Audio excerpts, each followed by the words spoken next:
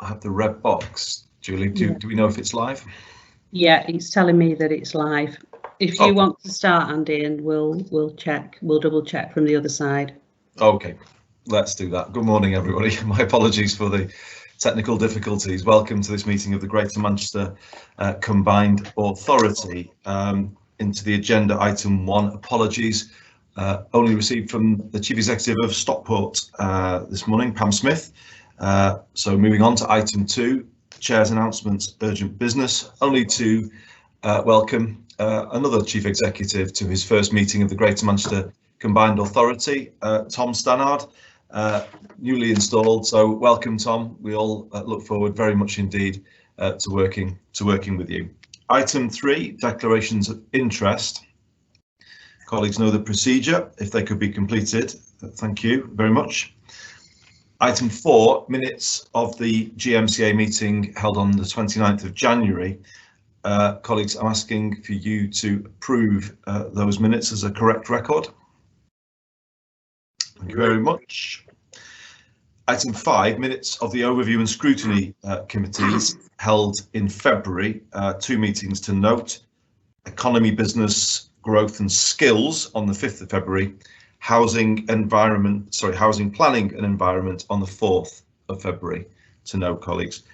Okay, turning to the main substantive item of business, item 6, budget reports, and I'm going to start by handing over to our portfolio lead for resources to present an overview of the proposed GMCA budgets for financial year 2021 to 2022. So over to you, Councillor David Molyneux, leader of Wigan Council. David. Thank you very much, Andy. I think we'll all agree as leaders and chief executives on the call, it's possibly been the biggest challenge to local government finance for over a decade that we've had to face up to.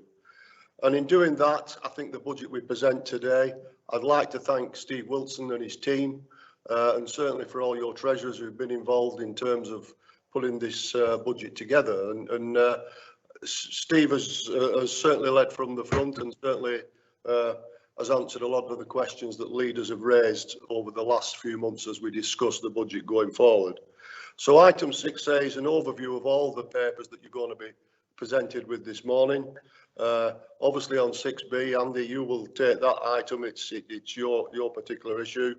But thank you very much to all leaders for what the efforts and contributions that we've made while we've been discussing the budgets going forward. I'm now going to ask Steve to just take you through that paper, and then we'll certainly be available for any questions if necessary. Thank you, Andy. Thank you, David.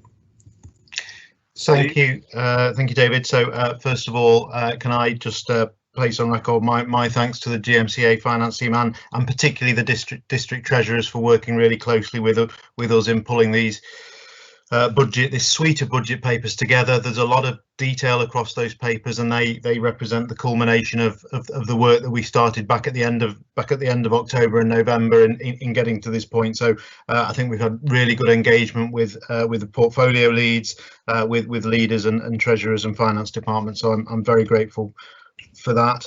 The budget set out across the different areas are robust. They enable the CA to deliver on the priorities that we've set out, but we've also worked hard to make sure that they deliver good value for money, and we've been very conscious through this process of understanding the financial challenges that both district councils face, but also the population of Greater Manchester face. So we have worked hard to make sure that any impact on council finances and any impact on council taxpayers' finances are minimised.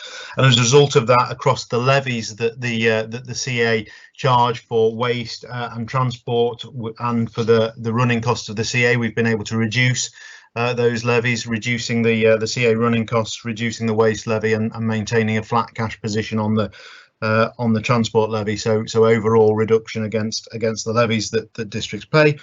And in addition to that, as we've said previously at the January meeting, we've been able to set a proposal that maintains the precept for both fire and rescue and mayoral services at the levels from 2021, so 2020-2021, so no increase in precept.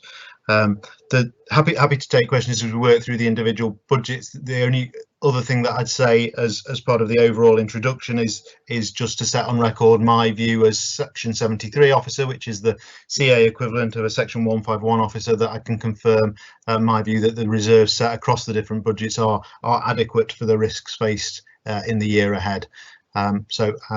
Happy to hand back to you, Chair, at that point, and take questions through the suite of documents whenever is appropriate.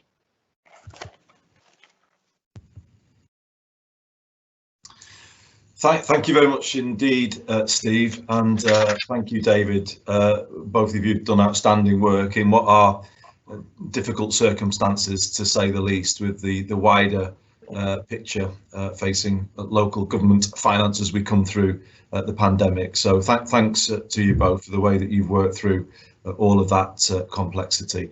Colleagues, this is at a high level at the moment. I can open the floor if any leaders would like to come in at this point. If not, I'm going to put it to the CA that we note the contents of this summary paper, and that I now hand over the chair to Deputy Mayor Sir Richard Lees, who will take us through item 6B. Over to you, Richard. Thank you.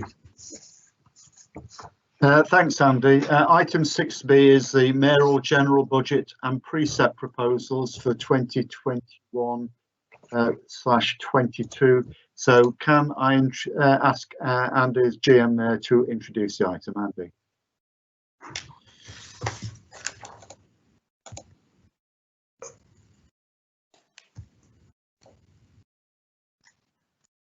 Thanks very much indeed, Richard. Of course, as I just said before, the context could not have been more challenging for everybody in setting budgets for the coming financial year.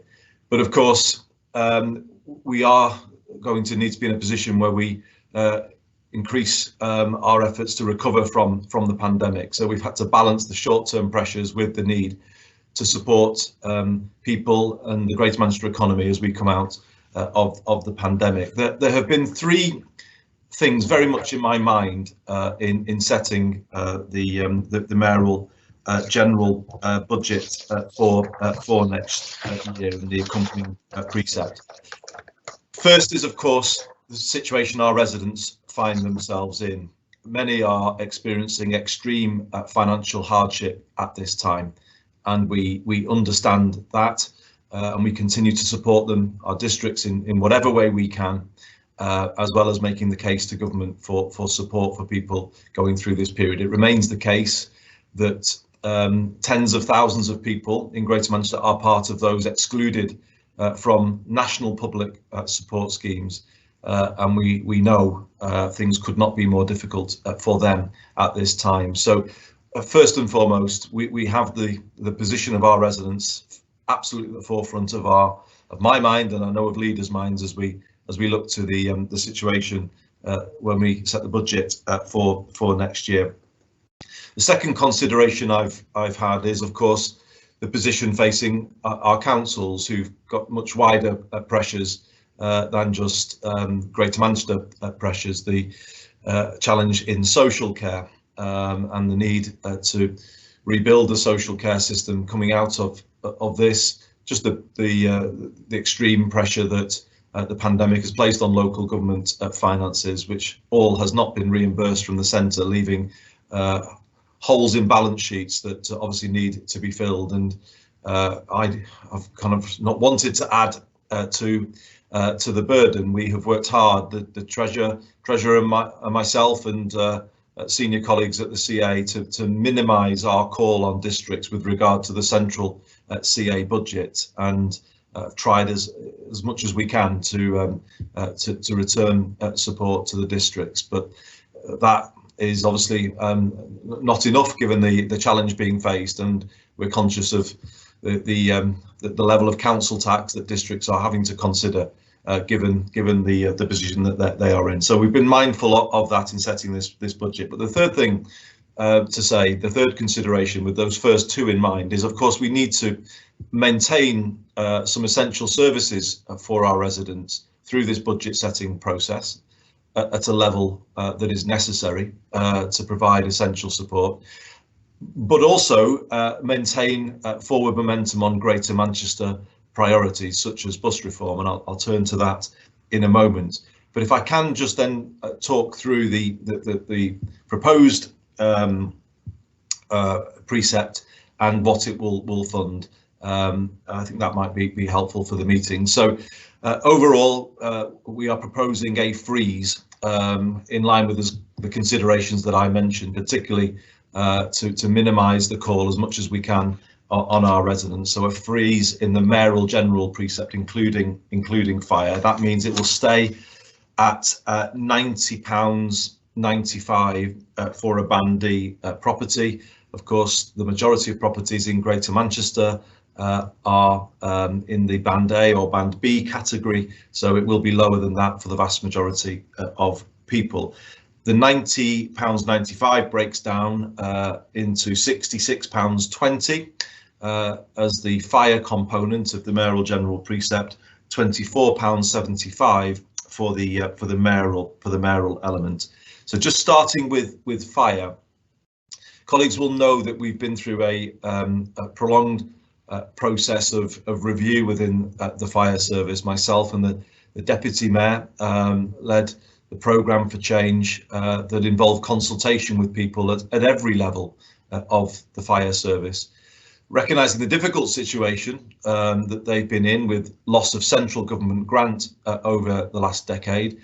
Greater Manchester contributions have been maintained, and that is to the great credit of leaders and districts. But of course, we have not been able to ignore the pressure created by the loss of central government support. So a significant programme of work was undertaken to look at the potential for savings, and a considerable number of savings have been realised. We appreciate this has been a difficult process for everybody within Greater Manchester Fire and Rescue Service, but we're grateful for the way that people conducted those conversations, and as best we could, we tried to listen as we went along. And I think we have now reached a position of much greater strength and stability for Greater Manchester Fire and Rescue Service. There are currently 1,162 firefighters in post, which is an increase of just over 100 on the position inherited in 2017. And what we are proposing for the coming financial year is to maintain Greater Manchester Fire and Rescue Service at this level, so that 50 pumps can be kept on the run across Greater Manchester. The crewing levels being 5 on a single pump station and 2 crews of 4 at double pump stations. We believe this is the right level of cover. Indeed, you could say the minimum level. Of course, in an ideal world, we would probably want to provide for more, but we are not in that situation given the way the finances have changed over the last decade. But very mindful of the ongoing public inquiry into the Grenfell Tower situation, the plight of many of our residents stuck in buildings that have flammable cladding on the outside, and the only partial solution to that issue, which was offered by the government this week. The night in late November 2019 will always, I think, stick in the minds of many people in Greater Manchester when we saw the fire at the Cube in Bolton, and the call on pumps right across the city region on that particular night. So the proposal is to maintain 50 pumps as a working minimum for Greater Manchester. That is what I will be saying as Mayor. I do not want to see fire cover drop below at that point. We can hold it at that point in this coming financial year, and we hope, as the country wakes up to the implications fully of the Grenfell Tower fire, that fire services will and should receive more funding in years to come. But this is very much a position that we can hold for the coming financial year. If I could turn to Another mayoral priority funded through the precept, that is our efforts to tackle rough sleeping and homelessness, very much needed over the last year. And indeed, I'm extremely proud, as I'm sure leaders are of the teams in their districts, of the mobilisation that we've seen to support people through the pandemic. Because of the work we had done before the pandemic, I think we were in a strong position to face it and stand up support for people. But the need to do that continues. We are, the City Mayor of Salford and I are very mindful that the government's eviction ban potentially is coming to an end again soon, and this could present serious problems for us. Given that we are already at capacity with regard to the number of people that we are accommodating tonight and every night through the winter, there will be 520 plus people in a bed every night, which is the scheme obviously principally funded by the mayoral precept. On top of that, there are people in the everyone in accommodation from last year, but of course councils will have many more in cold weather accommodation and temporary accommodation as well. It's a very challenging picture. It's why we need to ask our residents to continue the support for a bed every night. We saw a tragic incident in recent days where a young man aged 25 died on the streets. Obviously, we would want to look into the situation as to how that came about. We are endeavouring to offer a place to everybody through this period. So, of course, we will want to maintain all of our efforts to provide that support, and that's why this budget is essential at this particular moment in time. Just to add, of course, the continuation of a bed every night, I think, enables us to continue the progress that we've made, reducing rough sleeping since 2017. It was at a high point of almost 300 at that point. On the latest count conducted in January, it was just over 70 across our 10 districts. So there is genuine progress being made, but it's still 70 too many. And that's why we are asking people for support to continue the budget next year. If I might turn now to transport and another priority funded under the mayoral precept of the free bus travel scheme for 16 to 18-year-olds. This is the R-Pass. Currently we have 70,000 R-Pass cards having been issued, which I think is an indication of how valuable this is to our young people. It began as a 2-year pilot in September 2019, but has obviously, like many things, been disrupted by the pandemic, and I was grateful for leaders' support to be able to extend the pilot to the summer of 2022. And that enabled us to send a positive message to Year 11s in Greater Manchester who faced massive disruption in their GCSE year. At least it has enabled us to say to them that there will be an R-Pass in place for them to apply for come the summer of this year, and hopefully that will take them on to the school or college of their choice as they move into the post-16 era. I think it's a positive message. I think the R-Pass is needed now more than ever, given the challenges that young people have faced. We have extended the R-Pass this year to young people in or leaving care to the age of 2021, and the latest figures are that 337 young people across our city region have taken up that opportunity. From a survey we've conducted of Year 10s, the Life Readiness Survey, which we will present to the CA at next month's meeting. All I can say is given the effect on young people's mental health and their kind of sense of hope for the future, the R-Pass, in my view, will be critically needed as part of recovery from the pandemic.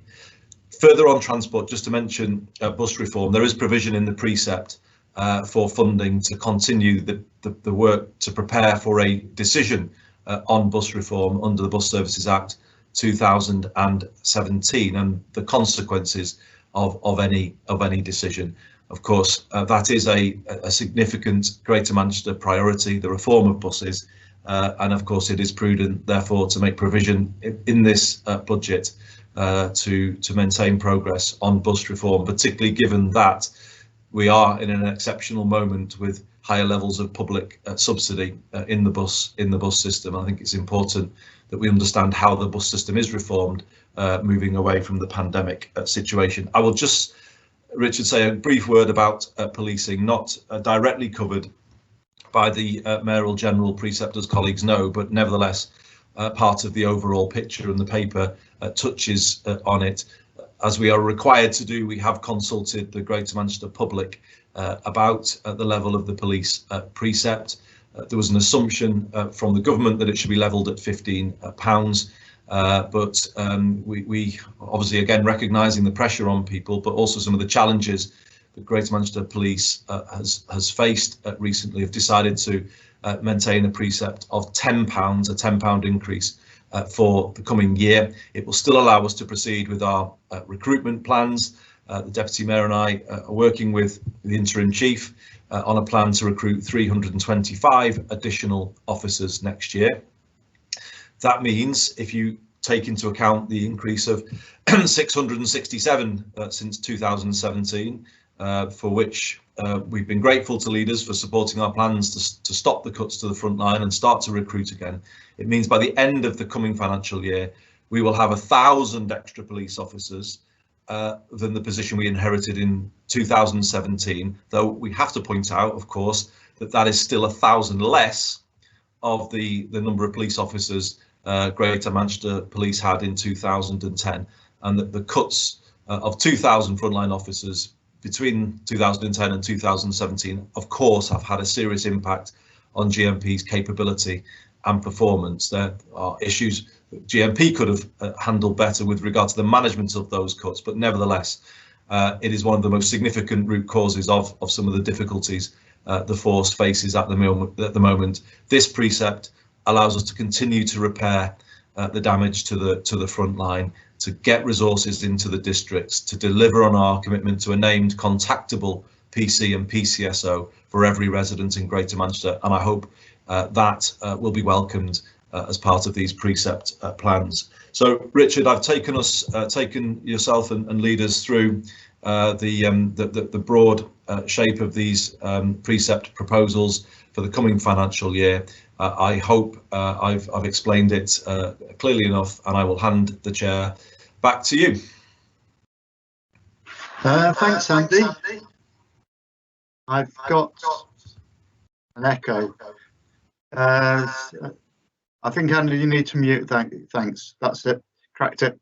I've got an indication from Councillor Sean Fielding, the leader of Oldham, to speak. So, Sean.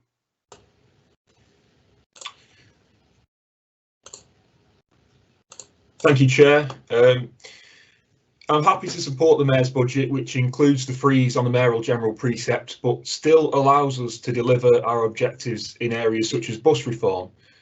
Thank you also to the Mayor for his acknowledgement of the challenges that our councils in Greater Manchester are facing. Here in Oldham, we are facing cuts of £28 million, a figure that has been revised upwards from £23 million. And the reason that this has gone up is because the government has failed to reimburse councils for the cost of responding to COVID.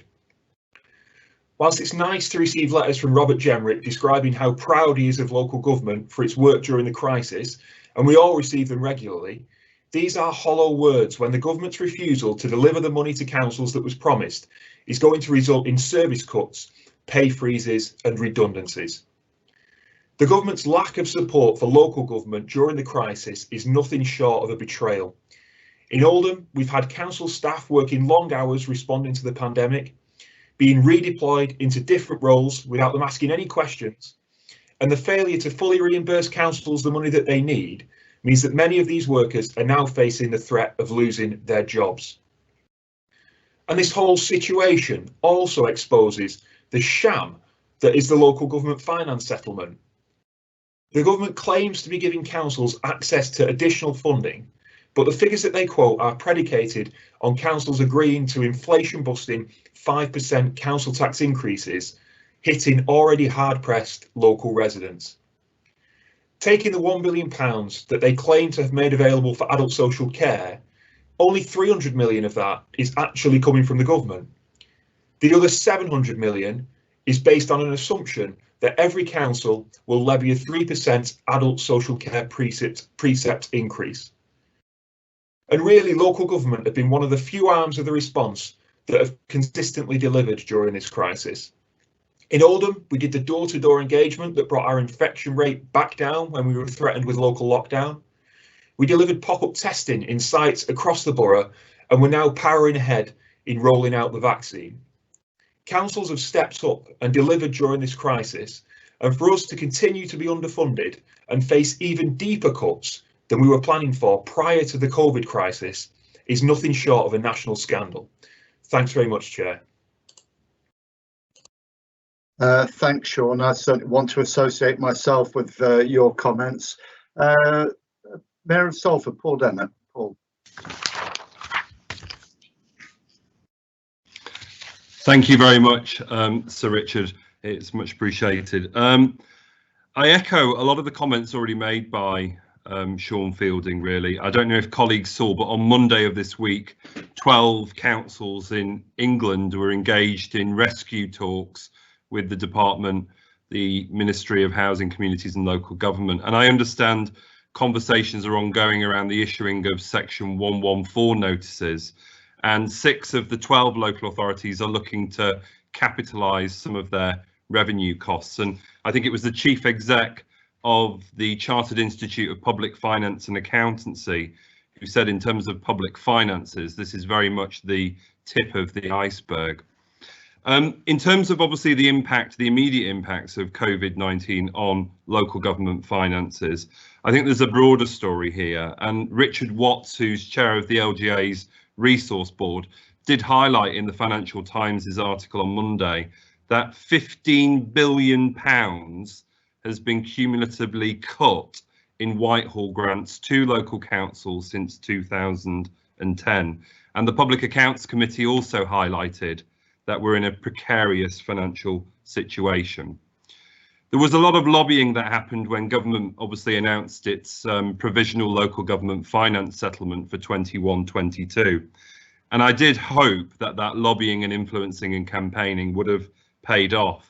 But it's very disappointing to see when we move to the financial settlement, the final financial settlement for local government, there's been no movement at all. We've got a government now who's forcing councils up and down the country to engage in regressive forms of taxation to ultimately enable us to try and balance the books, protect jobs and services. But you've already heard from Councillor Fielding, and you know, it isn't possible. It isn't possible for many councils up and down the country to balance the books. They're being forced to make cuts. They're being forced to reduce jobs and services, and they're being forced to do this in the middle of a global pandemic. It is nothing but scandalous, in my opinion. In setting Salford's budget for 21-22, you know, we've been reflecting what's been happening since 2010 and 11, and we've taken out of our budget since 2010-11 £222 million. That's in cuts to the revenue support grant, and that's in unfunded budget pressures. Government has relied on an adult social care precept since 2016-17 to pay for what is a national crisis in terms of how we fund social care. That's up to 13% potentially on people's council tax bills. Care workers, as we all know, have been the front line during this pandemic, working with the NHS, working with local government, working with our community and voluntary sector. And I think it's pretty scandalous as the government has moved to its final finance settlement for local government that there's no urgency, it would seem, to nationally fund proper terms and conditions and a real living wage for our care workers up and down the country. Again, more dithering and delay and more uses of regressive forms of taxation in the short term to pay for all of this. In addition to that, government's been talking a lot about a fair funding review for local government.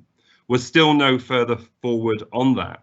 Government talk about rebalancing the economy and levelling up. And may I say, this applies to local government financing as well as everything else that the government are engaged in. I just want to place on record my thanks to Mayor Burnham in his budget, because the budget we're setting today has also helped us in the districts. I know my own local authority has received, I think it's 1.9 million in business rate returns, which is helping us to try and balance the budget. We've received 1.8 million in waste reserves, again, to help us to balance the budget in what are really, really challenging times. But I have to say, in terms of the rhetoric and the reality, government are continuing to engage aggressive forms of taxation to fund local government, which falls on the poorest in our communities the hardest. And we really need to fundamentally review all of this, and government needs to think about how we move forward on this agenda. It's truly shocking, and it's not true that government are actually fully funding local government. What they're doing is relying on local council taxpayers to foot the bill. Thank you, Sir Richard. Thanks, Paul. Call now Leader of Trafford, Andrew Weston. Yeah, thank you, Richard. And can I begin firstly by placing on record my thanks to the CA staff, who I know have worked so hard to put this budget together. It's always an incredible challenge for finance staff in all of our local authorities, but in particular to welcome the incredible amount of work that has been done to attempt to return as much funding as possible back to the districts, given the financial challenges that we face. And further still, in terms of allowing money to remain in our residents' pockets in these very difficult times, can I also welcome your decision, Andy, to freeze the general precept for this year, cognizant of the impact that such a move to increase would have had on hard-pressed families. And I just want to say what a stark contrast that is to the approach of this government, which has determined that the way to fill the black hole in council finances is to ask us to raise council tax and social care precepts in these incredibly difficult times. We need to remember, when we talk about the impact of COVID on council finances, that this comes after a decade or more of austerity in which local government has lost some 60 pence in the pound. And I was on a call yesterday with the Minister of State at MHCLG, Luke Hall MP, who had the audacity to describe the settlement that has been given to local authorities in recent days as a positive settlement. And frankly, that is offensive. It is outrageous, and it does not reflect the position that we in local authorities are facing. I mean, just in general terms, where is the white paper on the sustainable funding of adult social care? Where is the fair funding review that Mayor Dennett mentioned, and how on earth can we possibly plan for our futures with so much sustained uncertainty in the way that we are financed? But let us turn also to the immediate challenges that we face, added to by those long-standing and historic issues with the impact of COVID on our finances. In Trafford, we face a budget challenge this year of more than £25 million. It's fair to say, because of the uncertainty, because of the dribs and drabs approach to funding announcements and the messing around from central government, that could have been much worse. We had to begin planning for a near £40 million budget gap, and the approach that has been taken again has restricted our ability to plan for the future. But let's just consider how that number has come down also, because it is critical to understanding the position that local authorities and our residents are being put in. This number has reduced because we are allowed to spread some of the costs of COVID over 3 years. Those costs that we were told would be met with a whatever it takes approach. 3 years worth of pain to cover off the costs of the COVID impact, but also council tax and social care precept increases, 5% available to local authorities to meet the cost of COVID. It is outrageous that it is our residents who are having to plug that gap.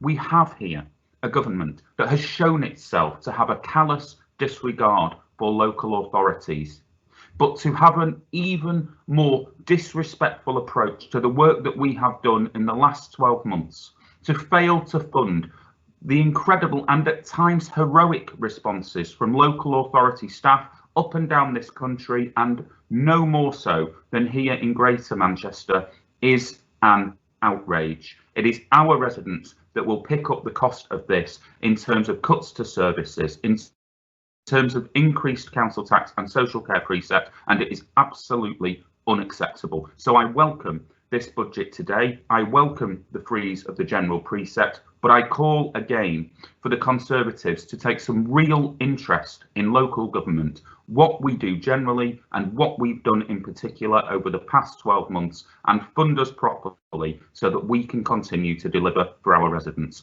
We're on your side in Greater Manchester. I'm on my residents' side in Trafford, but this job gets harder and harder because of the position that this Conservative government puts us in. Thank you, Richard. Thanks, Andrew. Leader of Stockport, Councillor Elise Wilson.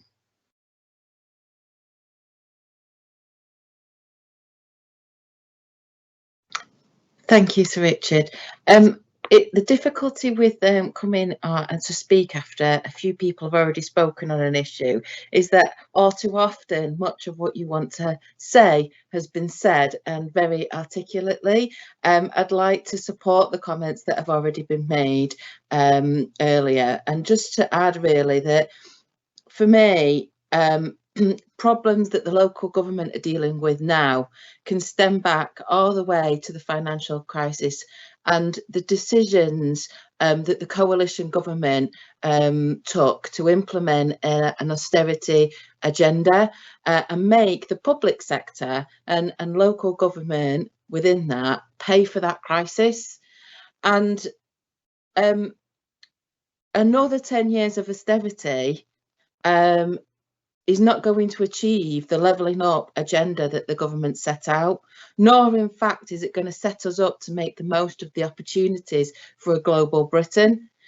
We have seen how, when investing in local government in a medium term, so that we know over the length of a few years what our funding is going to be, we have the ability to be really innovative, to be creative, to make a difference to the people we represent, and to really ignite a spark in ensuring that the people of Greater Manchester, the people of Stockport, can really flourish. And without proper investment into local government and into our councils, then we hamper that ability to do so. What we really need is a proper settlement figure that's, you know, already been articulated by other speakers over a medium term, that allows us to take that creativity that is so good in local government, working with our communities, with our businesses, in a way, in partnership, to co-design ways of working that's transformational, that makes a difference, that sets us up for success, and that doesn't hold us back, to make the most of the opportunities so that every single individual in Greater Manchester, in Stockport, can flourish. And I think that's really all I want to add, Sir Richard, on top of what's been said, only to say that I support the comments already made. Thank you, Sir Richard. Thanks, Elise. Next, I have the Leader of Bolton, Councillor David Greenhalgh. Thank you, Richard. First of all, can I associate myself with the comments to thank the officers for their commitment and dedication and the report that's been presented. I also want to pay tribute to my own staff in Bolton. I think it's been said by all leaders before me, and paying tribute to their staff who've worked under considerable challenges throughout this pandemic. I'm not going to sit here today and defend. I agree with a great deal of what's already been said about the approach and the attitude and general attitude towards local government. We in here, Bolton, sit with a target of 34 million for this year. That is because, and it's been said and quoted on many occasions, a perfect storm, as of we've actually from the last administration, savings by the use of reserves were deferred to this year for us to find those savings. So we have, in addition, on top of the COVID pressures and the revenue pressures, we have the pressures of actually finding savings from previous years.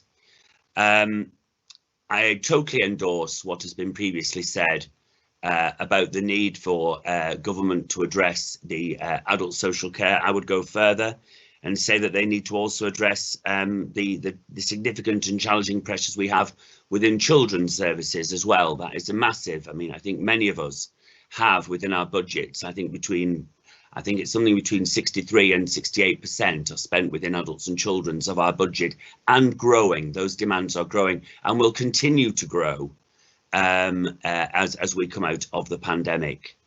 I think I am encouraged by the news of the talk this week of the further integration and the commitment on behalf of the government to bring in the NHS and adult social care closely aligned. I hope that leads to further discussions, and I think it's hugely important that we continue from all parties to lobby of the changes in the funding mechanisms for local government. It is not appropriate to continue to come back time after time to local government, asking them to raise taxes on behalf of what should be being raised at government.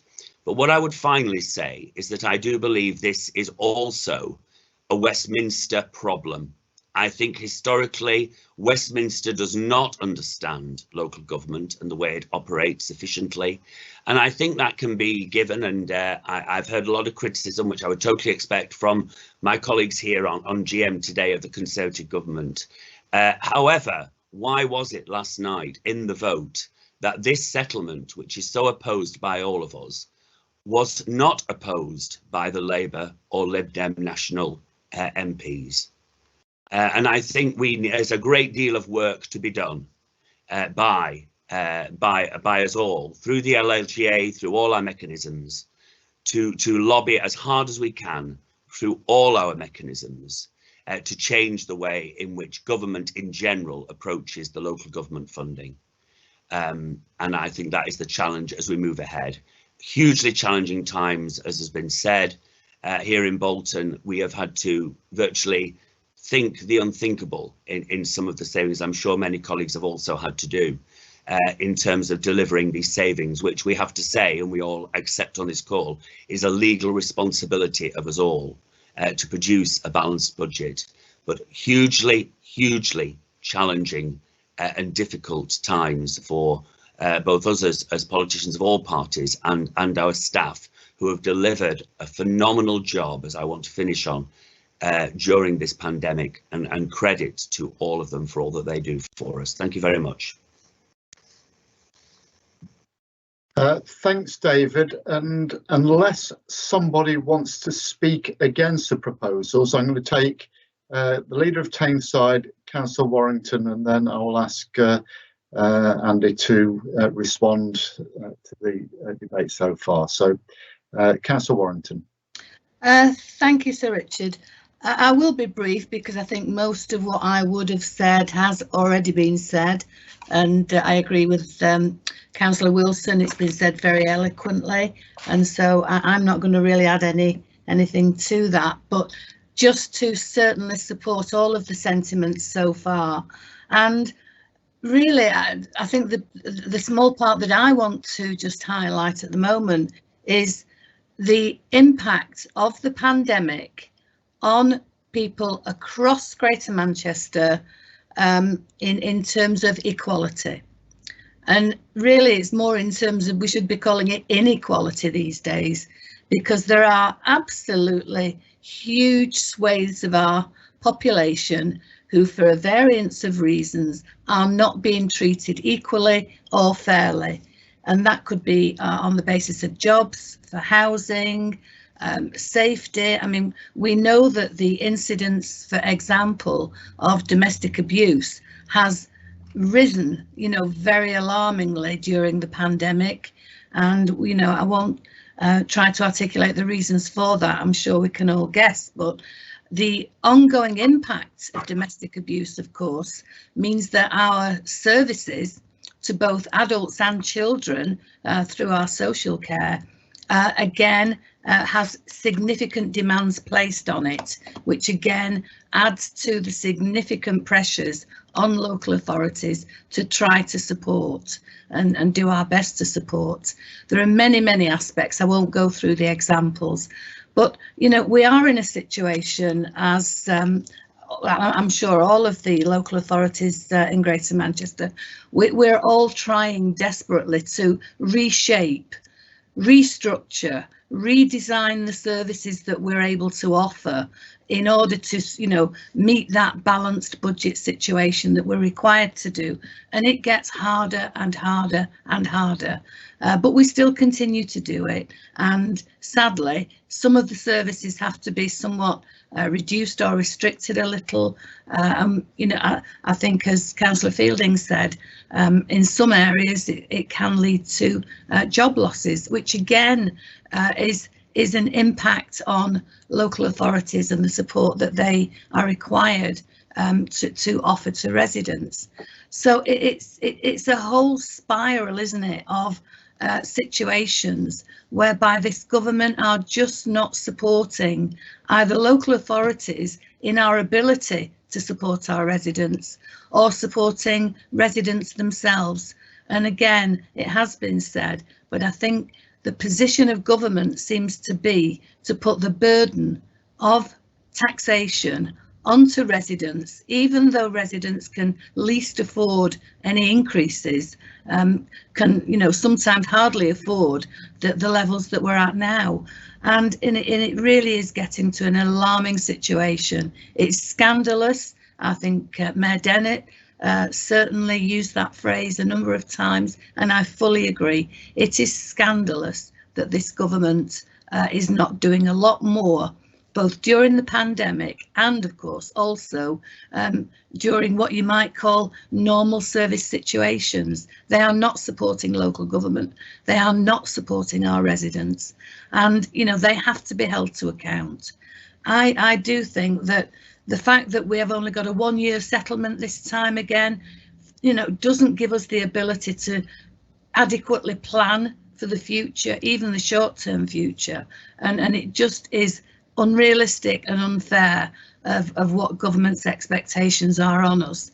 I think there have been so many failings of this government in the 10 years of austerity, but particularly during the pandemic, that the one success that, you know, we are hailing, of course, is the vaccination programme, and that is great. I mean, it's absolutely brilliant what we're able to do, but again, you know, the failings are costing an awful lot of money to us as a nation, to us as a population of Greater Manchester, and it really does have to stop.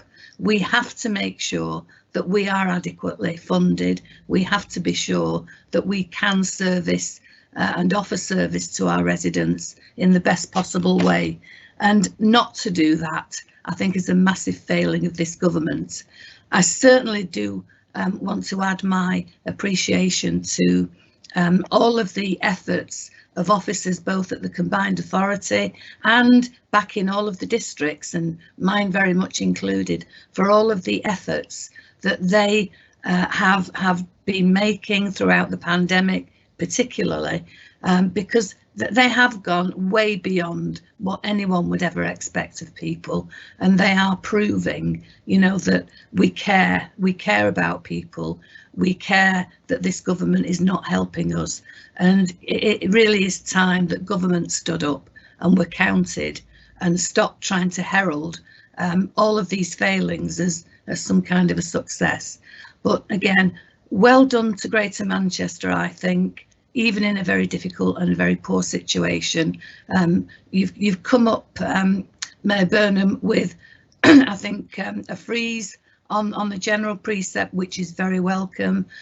Certainly the police situation is absolutely vital. We have to deal with that. But, you know, I do think that our residents need much more from government, but you know, whatever we can do, I know that we will do.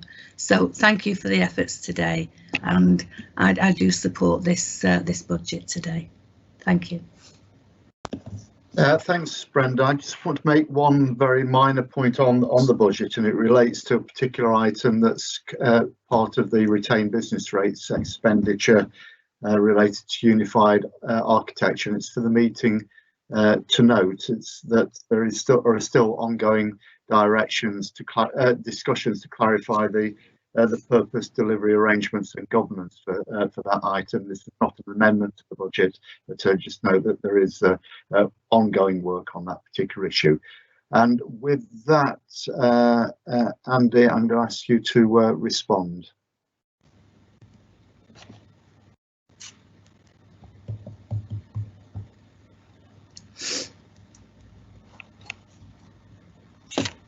And you're muted.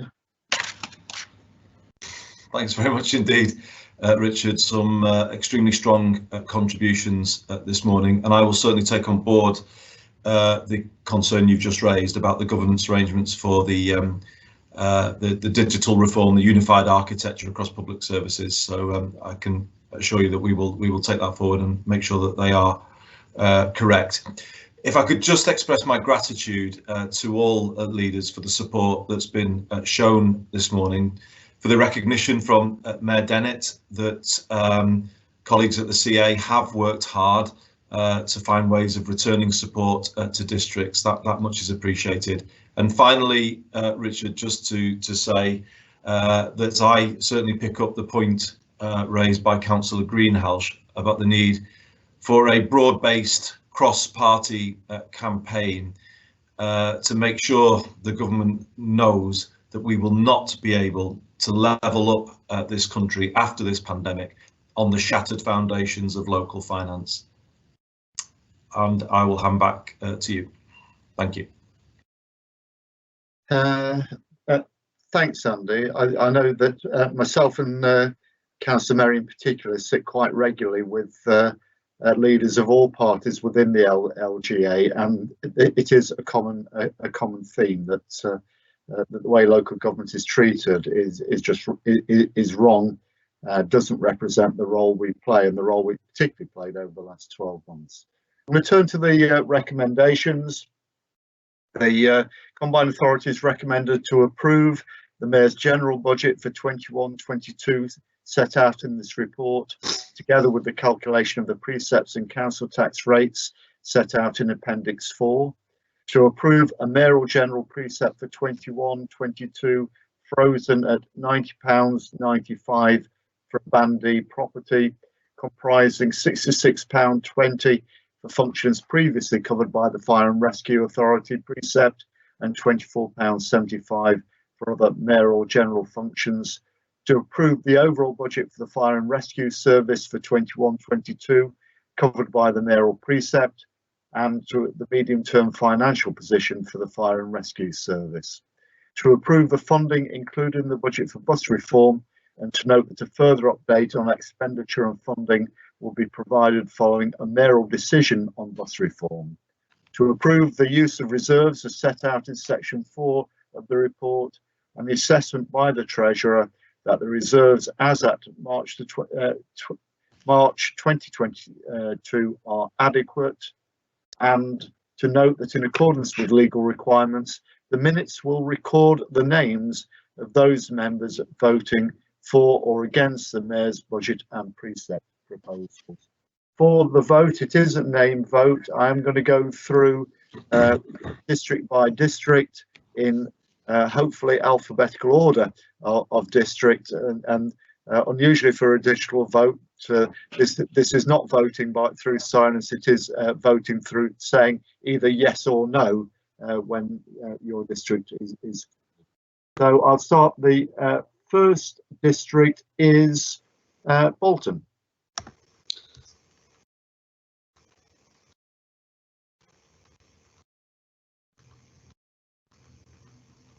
I don't know if the red box is coming, Richard, but I just indicated in the chat that I just wanted to seek clarification and speak if I could. We are not, the actual police precept is not actually listed in that. We're dealing with the general, but that's been dealt with at the crime panel, hasn't it? Yeah. That's yes. correct, yes. Yeah. Thank you. Support. Barry, Councillor O'Brien. Thank you, Chair. Happy to support. Oldham, Councillor Fielding. I'll come back to Thank me. you, Chair. Happy to support.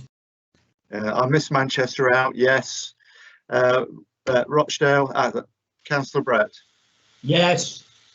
Salford, Mayor Dennett. Happy to support. Stockport, Councillor Wilson. Yes, happy to support. Tameside, Councillor Warrington. Yes, support. Trafford, Councillor Weston. Yes, support. Wigan, Councillor Molyneux. Yes, support. Can we record that has been passed unanimously? So it has exceeded the 2/3 majority required, and so the budget is approved. And with that, I'll hand back to the Mayor for the rest of the agenda. Andy.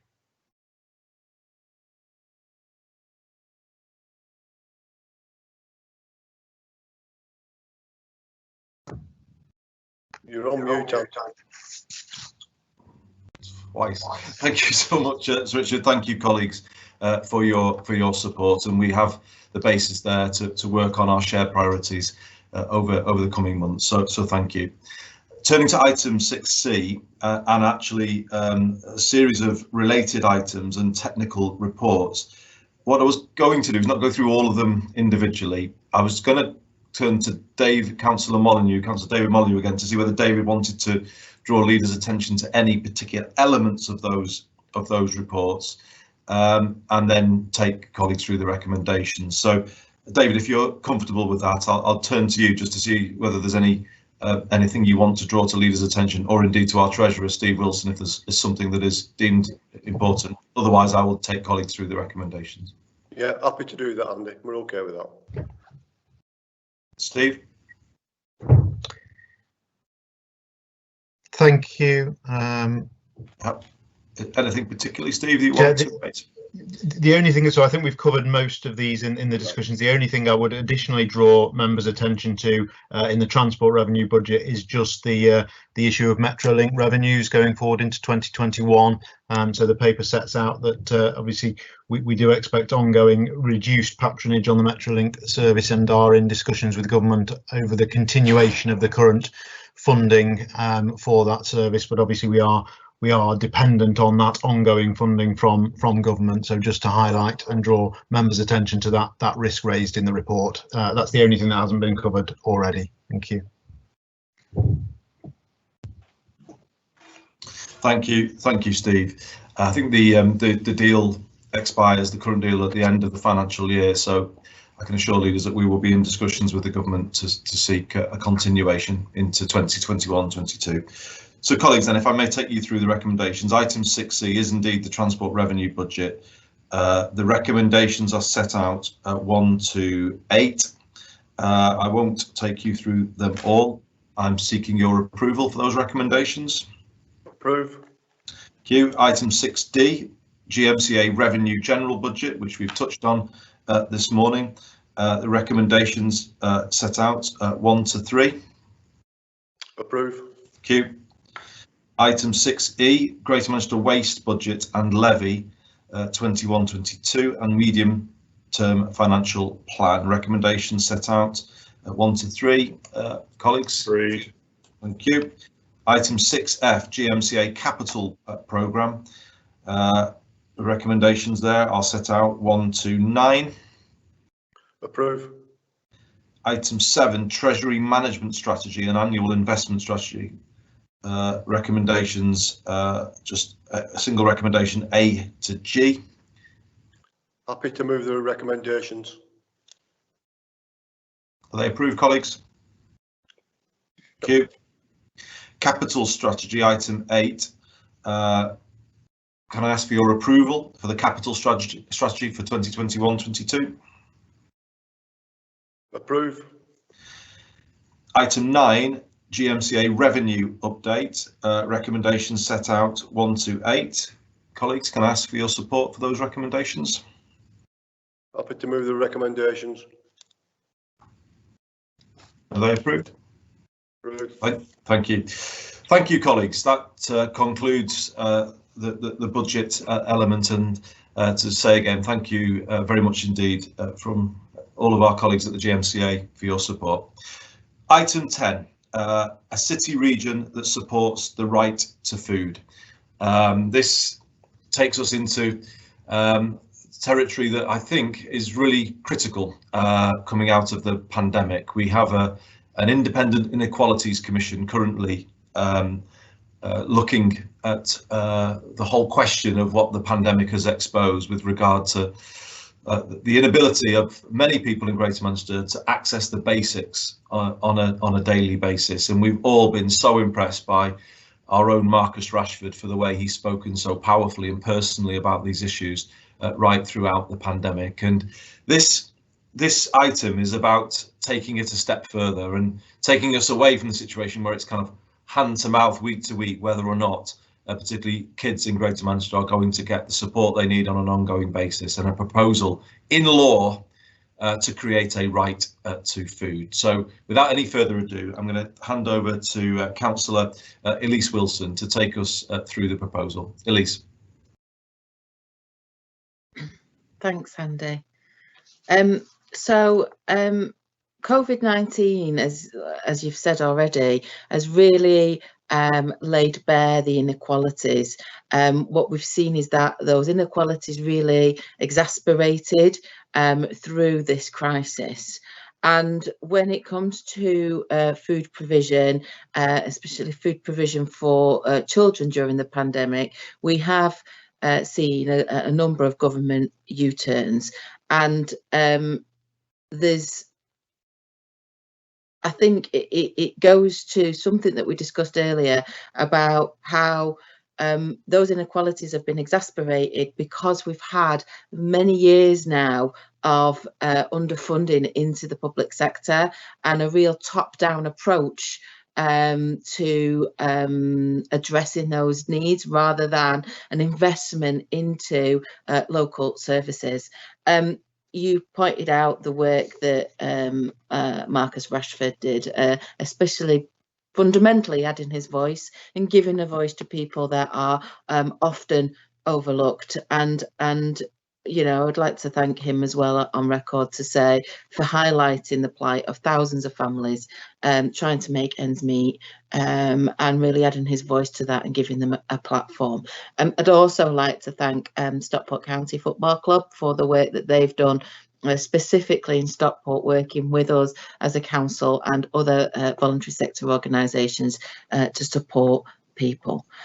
Now, the Right to Food campaign is led by fans supporting food banks, and the main aim is the access to make access to food a legal right in the UK. We've seen across Greater Manchester an increasing number of people that have been pushed into poverty. A right to food enshrined in law would, however, make it necessary for a range of public bodies to take action and responsibility to ensure everyone has access to essential foodstuffs. And it should be a reassurance of the right to food to be enshrined by law and would enable much more local action to be taken upstream. And it was what I was saying earlier about investing in those local services so we can make sure that the work that we're doing, we can use our creativity to transform services, working collaboratively with others to really make sure we can work upstream, helping prevent the problem in the first place rather than having to tackle the crisis afterwards. And the importance of food, you know, it is a basic that everybody needs, but it needs a holistic approach to tackling poverty and addressing those inequalities, as you've mentioned earlier, Andy. So supporting this ask of government through a letter for the independent lead of the National Food Strategy comes at no financial costs to us as leaders. However, it does show a shared commitment in seeking to mitigate the harm caused by COVID, and also exacerbated the harms that were already there, the inequalities that were already there, but to help us address that going forward. But it also demonstrates a strong example of how we could emerge from this pandemic, better, fairer, move forward rather than in a more fairer, more equal society. So I'd also just want to point out the work of No Child Should Go Hungry in Greater Manchester, and the intent, and we have had this work ongoing for some time, and as you've said, Andy, the inequalities work that we're already undertaking, and I think it's there's been a clear ambition here locally that we do what we can to really drive this forward and tackle this issue within the realms of what we can do within the gift, within what's within our gift to do so, and the envelope of funding of which we have. But I think it's really time now for the government to take this seriously and to work with us to make sure that those most in need get the help, and access to food is one of the basic things. So I move the recommendations, Mr. Mayor. Thank you.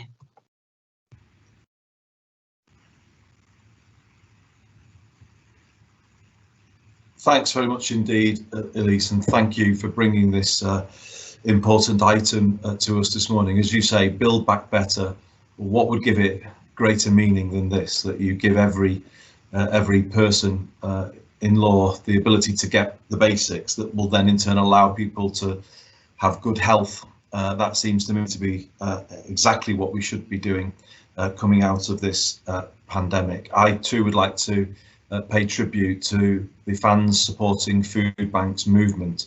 I know it's strong in the Liverpool area with Everton and Liverpool, but also they've been working with City and United fans here, and it's very much built out of the Northwest, and I think they deserve great credit for building up this grassroots campaign that has the support of football supporters everywhere.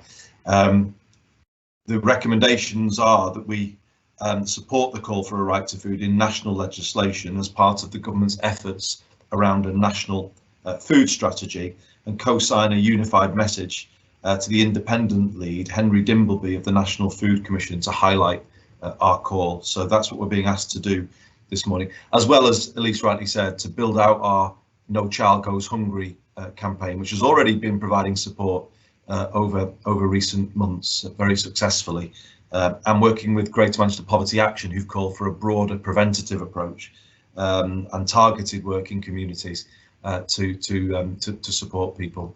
So, colleagues, that's the issue and the recommendations. Would anybody like to come in on this? Chair, Councillor O'Brien has indicated. Yes, Eamon, over to you. Thanks a lot, Chair. Yeah, just wanted to briefly come in and give my support to this.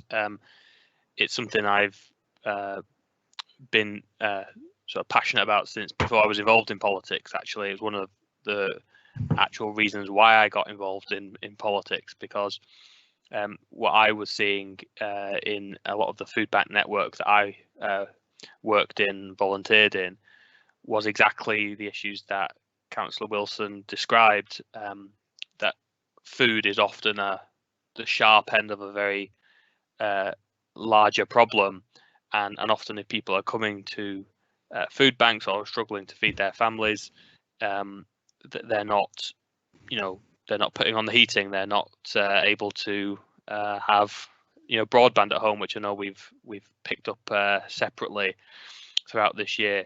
They're struggling in debt. They're finding life incredibly tough, and that's impacting on their mental health and often physical health. So clearly the right to food is so fundamental and must be addressed, because if we're not addressing it, we're actually missing a whole wider array of problems. I think this is a really important campaign to support, and I do think as councils we've all been doing our part during the pandemic and actually prior to that, to try and reform some of the way and some of the impact actually of recent benefit changes, which have impacted more people and have pushed more people to food banks. The objective evidence from organisations like the Trussell Trust support that. And I know, Andy, you visited one of our networks recently in Bury, the Bury Community Support Network, which actually began as a food poverty forum for food banks and pantries in Bury, but in that spirit of looking at the wider issue has broadened out to try and pick up as many of these different issues as possible. And so I think it's worthwhile recognising that looking at food and the right to food is actually an opportunity to tackle some of these wider problems. And one of the initiatives we've been doing, and I'm sure many others have, is anyone who comes to these local food banks and pantries in Bury is followed up with a call by our revenue and benefits team to give them additional support to make sure that they are accessing everything they're entitled to, including a wide array of council support, but also national support as well. And thankfully, we're working incredibly closely with DWP to ensure that there is support outside of the council from other public agencies. So I know you were very pleased to go along to that, and were very complimentary about the work that they do. But I think that goes to show the benefit of putting a real spotlight on an issue like this, that you can actually find more issues, but in doing so, you can actually then be part of the solution to it as well. So very pleased to support this. It's so crucial. It is a challenge that's probably getting worse in this country, which is to our shame. But I think being part of the solution is taking it seriously, looking at it, and working together and collaboratively to find the solutions.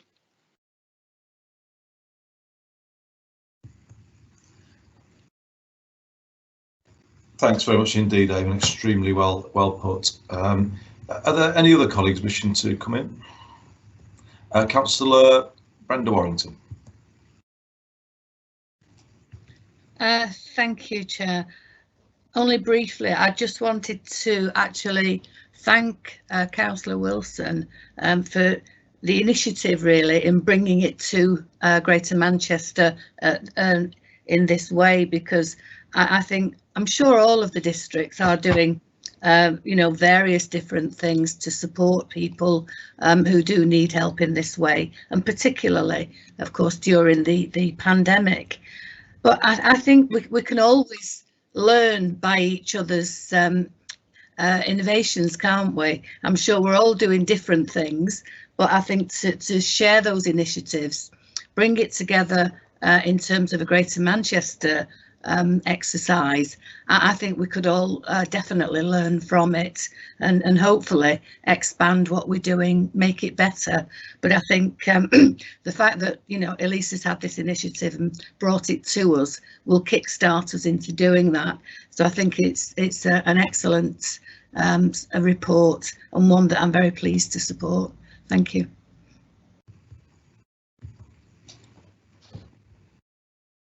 Thank you. Thanks very much, Brenda. I think you speak for everybody there. Is there anybody else wishing to come in? Mayor Paul Dennett. Thank you very much, Mayor Burnham, and thanks to Councillor Wilson for bringing this really important issue to the fore and to the attention really of the combined authority. I just want to pay tribute to that. I think on one level, it's deeply, deeply disappointing that in one of the richest countries in the world, we're here today talking about the right to food. And that tells us something, in my opinion, quite profound about our system and how it clearly isn't delivering the outcomes we need it to deliver. And colleagues have mentioned the work of Greater Manchester Poverty Action Group, and I want to just pay tribute to their fantastic work in also prioritising this issue. And for me, that broader preventative agenda around food poverty is equally as important as enshrining in law the right to food, because food poverty is, you know, it's a symptom ultimately of a failing system. And, you know, we've got to look at what the drivers are for poverty in all its forms. And I know Councillor Warrington is doing great work looking at inequality and, you know, coming up with hopefully a strategy for the future as to how we tackle that here in Greater Manchester. But, you know, my own personal reflections are some of the drivers here are unaffordable housing, the lack of truly affordable housing, social housing, council housing, rents just rising out of control in line with what people earn, property prices also doing the same. And then when we look at the labour market as well, you know, it's plagued with 0-hour contracts, part-time employment when people want full-time hours, people not earning the real living wage. And then we've had, you know, years and years and years of welfare reform, and Councillor O'Brien touched on some of those and how they're impacting families and children here in Greater Manchester and across the country.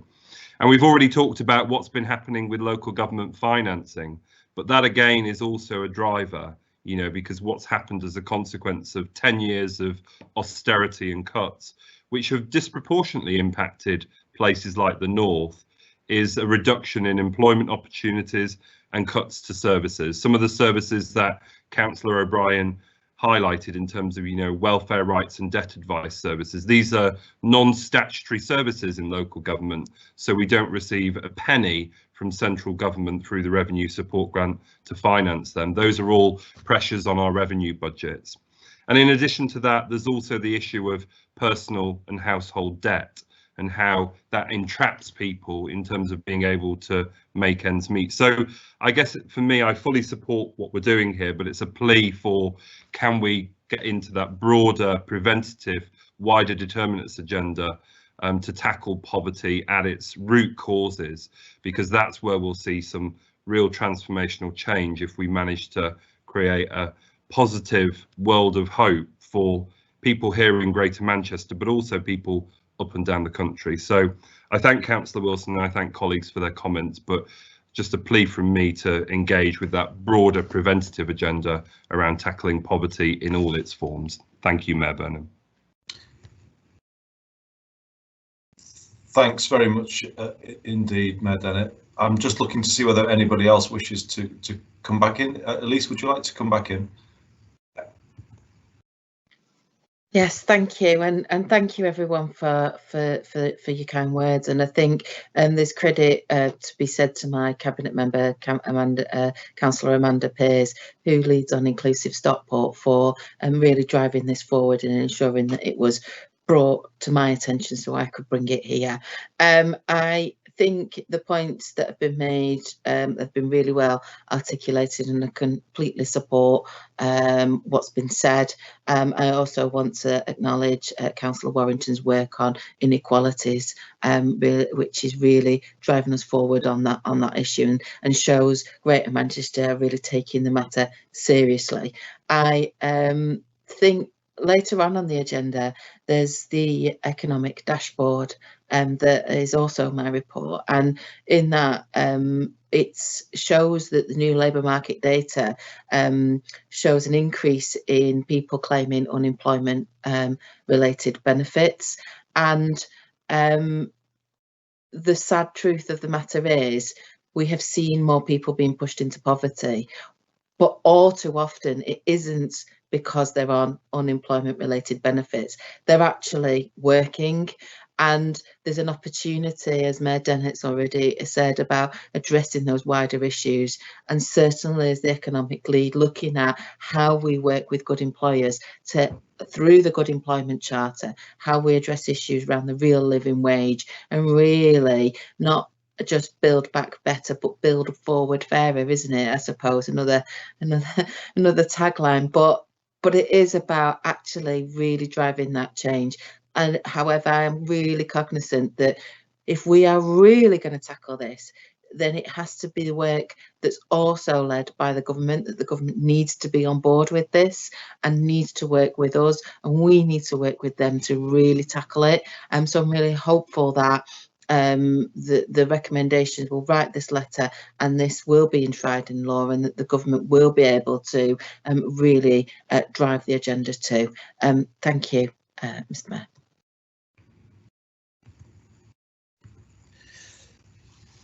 Thanks very much, Elise. Thanks, everybody. That was an excellent discussion. 3 quick points in summary from me. Councillor O'Brien mentioned the Bury Community Support Network. I was really impressed, actually, when I met them recently. And it seemed to me to be a borough-wide infrastructure where organisations are collaborating to share and work together to provide food, but also wider support. And it made me think, really, of whether or not we could. I know in other districts we've got similar sort of networks, but if we built them out and made sure we had a similar network everywhere, maybe akin to the Homelessness Action Network we've created, you know, that would create a Greater Manchester infrastructure to make ourselves even better at how we manage these things. So I think there's certainly something that we can do there. But yes, just wanted to acknowledge great credit to the people involved in the Bury Community Support Network and to Councillor O'Brien for all of his support for them. Just secondly, to pick up Mayor Dennett's point, of course, employment and security of employment, as Councillor Wills was just saying, is at the heart of this. So the Greater Manchester Good Employment Charter really does need to come to the fore post-pandemic. We do need to link it strongly to public procurement and work to ensure that more and more of our residents earn a real living wage in a secure job. That's got to be our objective, and I think that will do more than perhaps anything to address some of these issues. But lastly, just to say to colleagues, when we consider these recommendations before you, these 3 recommendations that I've mentioned earlier, and the broader issues that we want to get into around prevention, if we pass this now, we will be the first city region in the country to endorse the right to food, and I think that's something of pride, but also something that we hope will be then adopted by other big cities across the country to build out this campaign. So colleagues, can I ask if I have your support for the recommendations? Excellent, thank you very much indeed. And let's move on to item 11, Economic Recovery Dashboard, and I will hand back to Councillor Wilson. Thank you.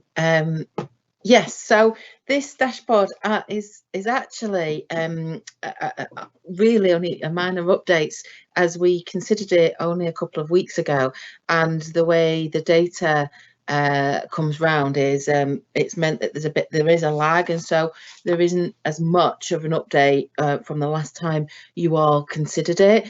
There's just 3 main points that I want to draw to your attention. One I mentioned earlier in the previous item around the increase in people claiming unemployment related benefits in December.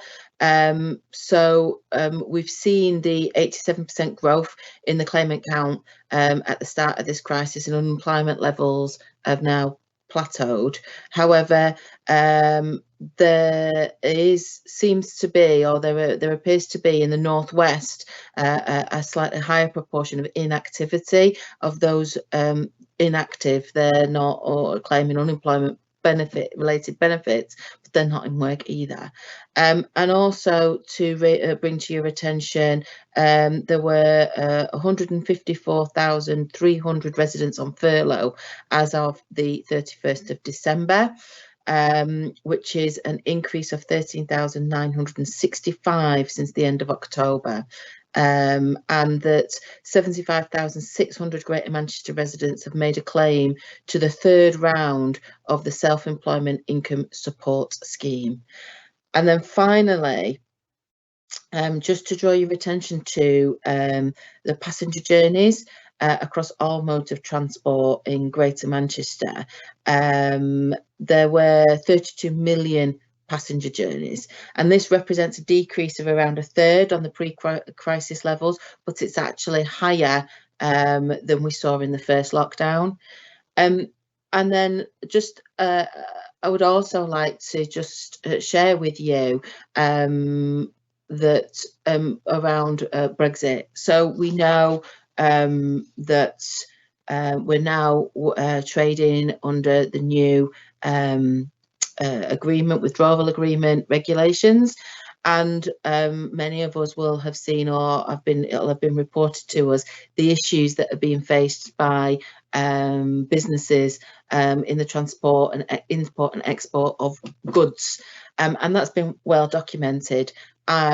Some of that may be, as the government originally thought, teething problems. Others, as the government announced, I think it was Michael Gove in the House of Commons, made the statement that much of it, however, is far more substantial issues that will take some time to iron out.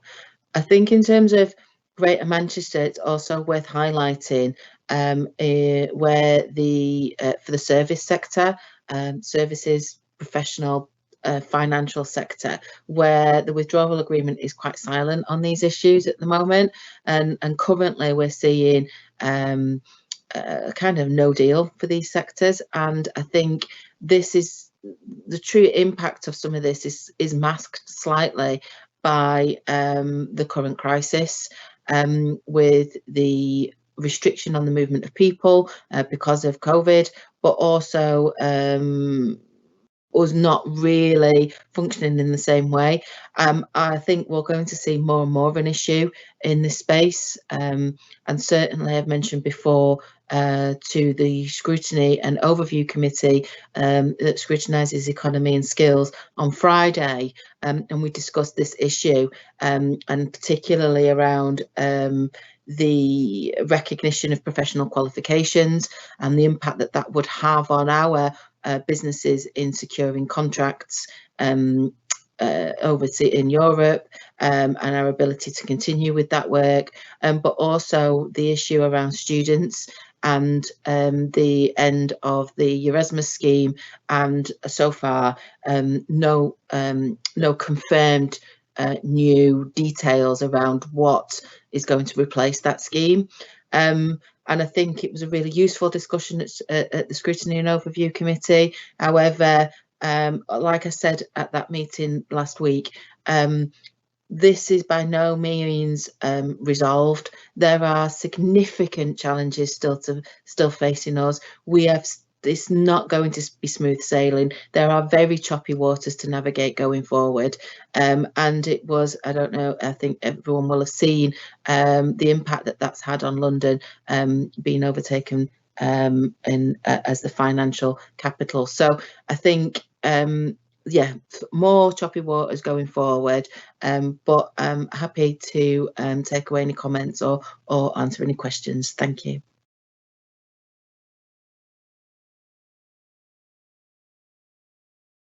Thanks very much, Elise. Would any colleague like to come in on this item? Councillor Brett. Yeah, can I just echo on the Brexit statement by, I think it is the Chief Executive of JD Sports, who are probably the largest private employer in the borough, saying that because of the recent regulations, everything else, 1,000 jobs might have to go to Europe because of all the paperwork and being able to do business. A worrying trend when we know what's happening to unemployment in general.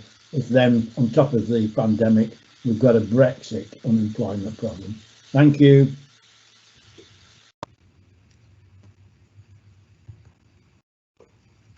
Thank you. Thanks, Councillor Brett. I'm glad you raised that because that is a significant Greater Manchester employer talking about relocating jobs, and obviously that is a significant concern to us all, and certainly to the borough. So thank you for raising that. Any other colleagues wishing to come in? If not, can I ask that we note the dashboard and obviously return to this item as a standing item at our next meeting. If we may move on to item 12, climate emergency 6-month update. We declared a climate emergency as a city region in July 2019, and that required us to periodically review our progress. So this is the latest update, and I will hand over to the portfolio lead for our Green City region, Councillor Andrew Weston. Andrew.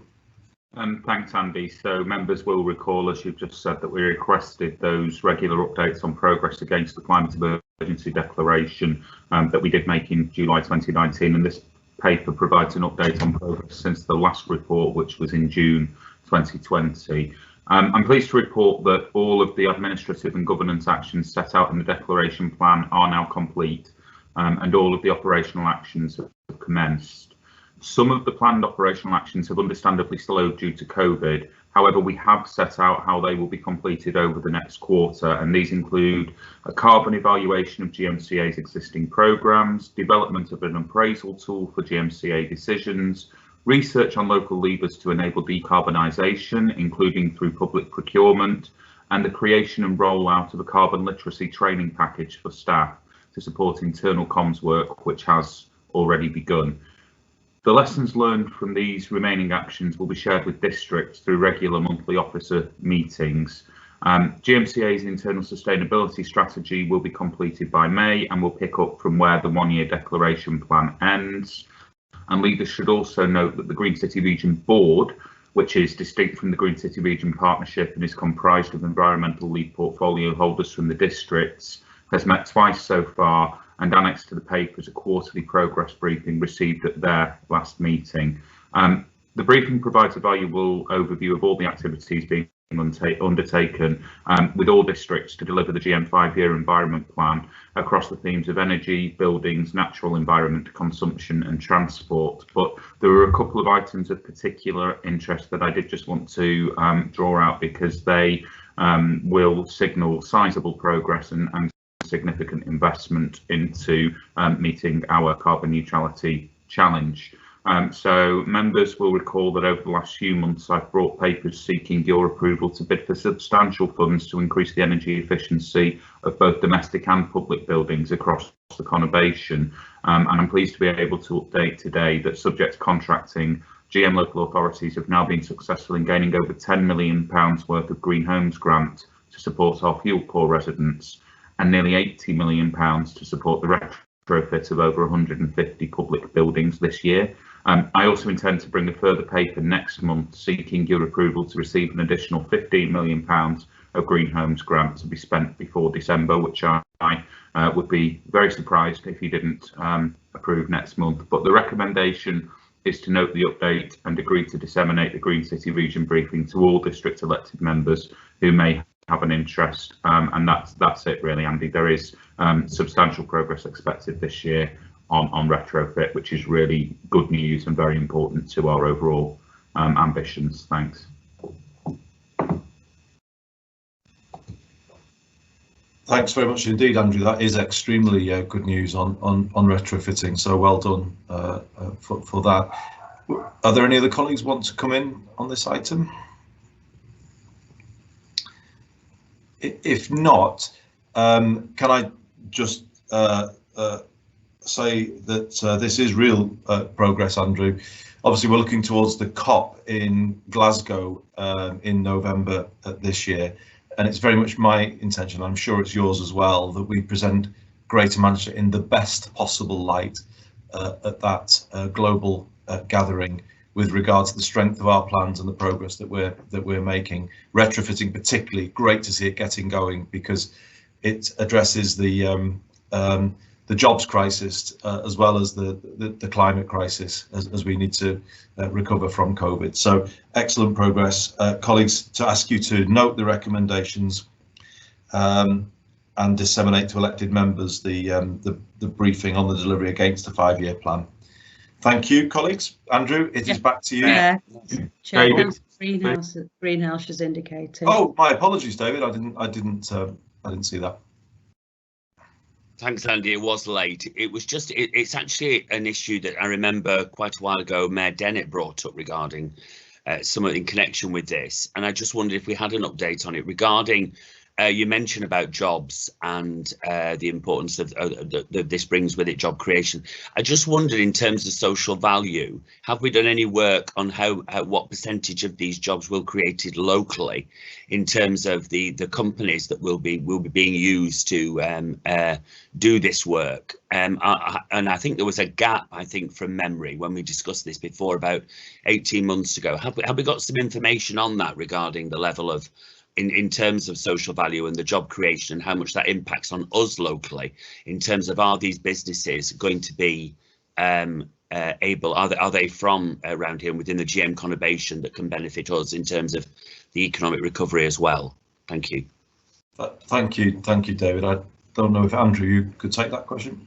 Yeah, it's a really important question, David, and it's something that I have been raising throughout, but also I should recognise the consistent and very forceful contributions of Councillor Quinn from Bury also on this matter, who continues to highlight the need for us to be looking to leverage apprenticeships and local employment opportunities wherever we can. So obviously much of the work is still subject to contracting, as I said, but it is something that we're looking to build in, and I will get you some further information, David, on exactly how we're doing that. It's not just for me about the opportunities that it gives in terms of jobs, but there is a potential retraining aspect to this, and that's going to be so important as we look to develop the green jobs of the future, that we don't miss any opportunities to start that work here in Greater Manchester. So it is something that I've asked to be baked into that contracting process that we're currently going through, but I will give you some more specific details offline about how we're taking that forward. Thanks.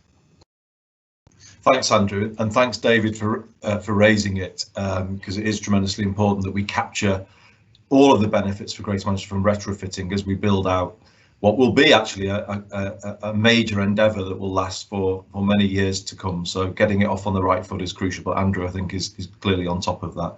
So colleagues, thank you for your contributions there, and to note the recommendations. And actually to move back to Andrew for item 13, bio-waste management strategy. There is further details regarding the loan in question in part B, but unless I hear otherwise, I intend to ask Andrew to deal with this item entirely under part A. So I'm not hearing that, so Andrew, back to you. Okay, thanks, Andy. So colleagues will recall that over recent months I've made them aware of the proposed revision to the waste strategy for England, the English Resources and Waste Strategy, and part A of this talks through where we're at with that, the implications as we see them for Greater Manchester, but the part B paper, which I'll just reference very generally, looks to address the gap that we have in terms of interim provision before that is moving forward in terms of our ability to deal with bio-waste, and so seeks to go forward with of a provider to give us the capacity required from 2022 to 2026. But just some specifics on where we're at with the strategy, I think would be helpful. So the strategy proposes that food waste should be collected separately from garden waste and on a weekly basis. If that approach is mandated, and there'll be a forthcoming consultation on that we expect to see next month, then that will obviously have quite a sizable impact on the delivery of waste services and bio-waste collection across the conurbation. So the report takes us through basically the implications in general for local authorities, the implications for GMCA facilities and costs, and then the proposals that we're seeking to ensure that we've got a strategic approach. So part 2 of the report talks about the current contractual position and the bio-waste framework expiring in March 2023, which means that the current call-off contracts expire in May 2022, hence the need for the procurement piece that I referenced earlier. Currently, around 80,000 tonnes of our bio-waste is managed by Suez through the contract that we have with them, but there is some additional tonnage provided and sent to a framework of contractors, and through call-off arrangements, 2 packages of bio-waste quantities are composted. So we think that's about annually a baseline of 136,300 tonnes. With a seasonal amount of 36,300. So quite a lot of waste that we're talking about there. So part 3 takes us through the implications of the proposed new strategy. Part 4 takes us through our potential options. But then at part 5, the next steps, it's just around us developing the strategy that GMCA needs to understand the government's position on food and garden waste collections really. So there is the likelihood that we will not have a full understanding of the implications for us until late 2021.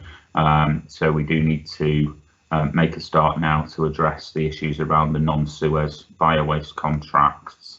But obviously beyond that, we're just looking to undertake a scope of work to ensure that we have insight into the current thinking, which has and will inform the development of our strategy in good time. So there's a fairly detailed report for colleagues to look through if they like, but in essence we are doing everything we can to prepare for the strategy. We are plugging the interim gap, and the Part B paper covers off that procurement, but it is still a little bit of a wait and see pending public consultation on exactly what the new English-wide strategy will mean for us here in GM. Thanks, Andy. Thanks very much, Andrew. Would any colleagues like to come in? Any observations to Andrew? Questions? Councillor Brenda Warrington. Thank you, Chair. I'm a little puzzled at why government seem to want to get involved in waste collection, to be honest, because I know that in Tameside the system that we have now is really very efficient and, you know, welcomed by our residents.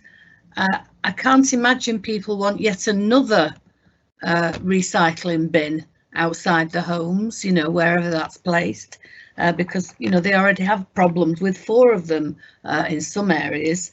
But of course, one of the main factors is the, I think, considerable increase in cost, you know, to local authorities in the collection process anyway. And, you know, what it would mean, the total disruption of what I'm sure are really quite efficient services right now. So my question really is why is this deemed, you know, necessary by government, and why on earth are government suddenly becoming involved in waste collection of any kind? Thank you.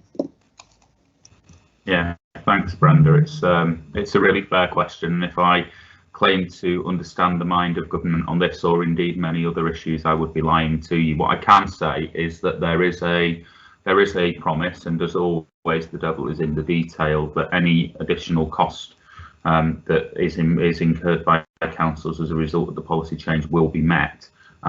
I think we need to read the fine print on that one if this does come forward as a result of the consultation. But clearly they seem to have decided that there's a need to separate out the garden waste collection from the food waste collection as a policy choice really moving forward, and to look at other options around anaerobic digestion, etc. But the ultimate answer to your question in terms of cost, which is a key one for us, particularly in light of the budget pressures that we're all facing that we documented earlier, is the headline of "we will cover the costs of this." I am sceptical that they fully understand the full costs of this, but certainly any representation that we make will encapsulate all of the issues therein, and hopefully very robustly set out exactly what we anticipate those costs will be. Thanks.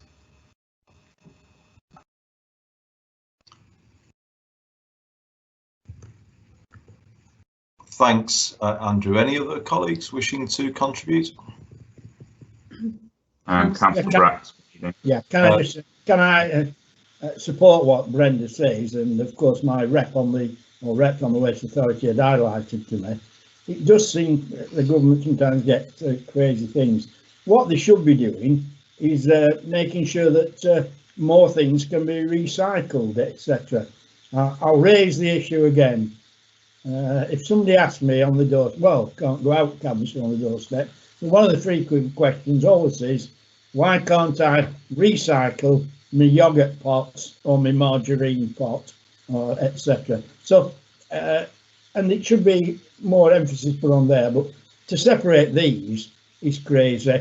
And I share Councillor Weston's real cynicism that if the government provide all the costs, than it will be the first time any government of whatever persuasion has provided the full cost of that. So I'm not saying it's this government, it's all governments. Okay, fully support where you're going, Andrew, and the best of luck. Thanks, Alan. Clearly, there is a debate about how we can expand our recycling provision, and we'd all be keen to do that. And I certainly think that as we review future waste contracts, that's something that we should look to do. But yeah, fully agree with your comments. Really, I mean, we've heard the words "whatever it takes" to meet costs before, so we shall see where we get to with that. But hopefully, we will be in a position, if it is a requirement, and obviously subject to consultation, where those costs are met, and we can start having a broader conversation about the sort of items that we're able to recycle. Thanks.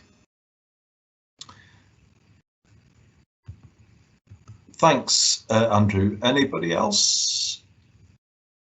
If not, thank you for your contributions, colleagues, and I think we're being asked to note the report and provide any further input on what Andrew's outlined. But what I'm hearing is broad support for the approach that Andrew's outlined. So thank you very much, everybody.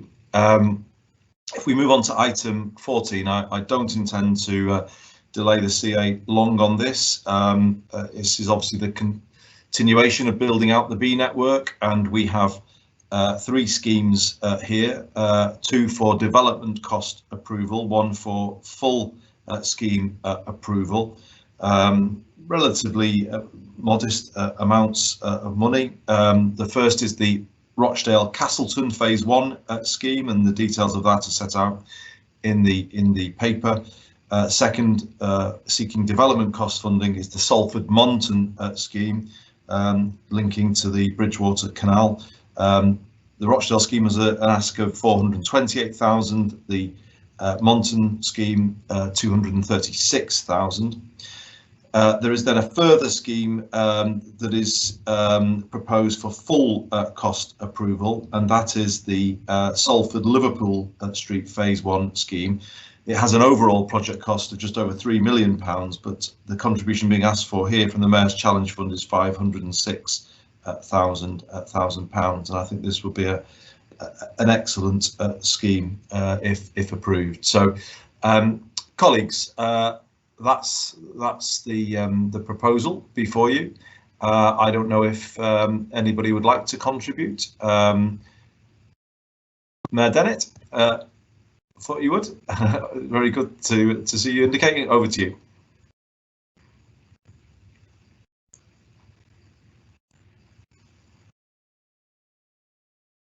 Thank you very much, Mayor Burnham. I just wanted to say thank you very much to the Combined Authority and obviously the Cycling Fund for the contributions here to the development of schemes in the City of Salford. Obviously, you've already referenced Monton in Eccles, which connects with our loop lines, and obviously all the work that's been going on along the Bridgewater Canal. So it's all part of that connectivity to try and, encourage more people to engage with active forms of transport. Colleagues on this call know that I've previously highlighted how much of a benefit those have been, especially during the COVID-19 pandemic, when people have obviously been at home for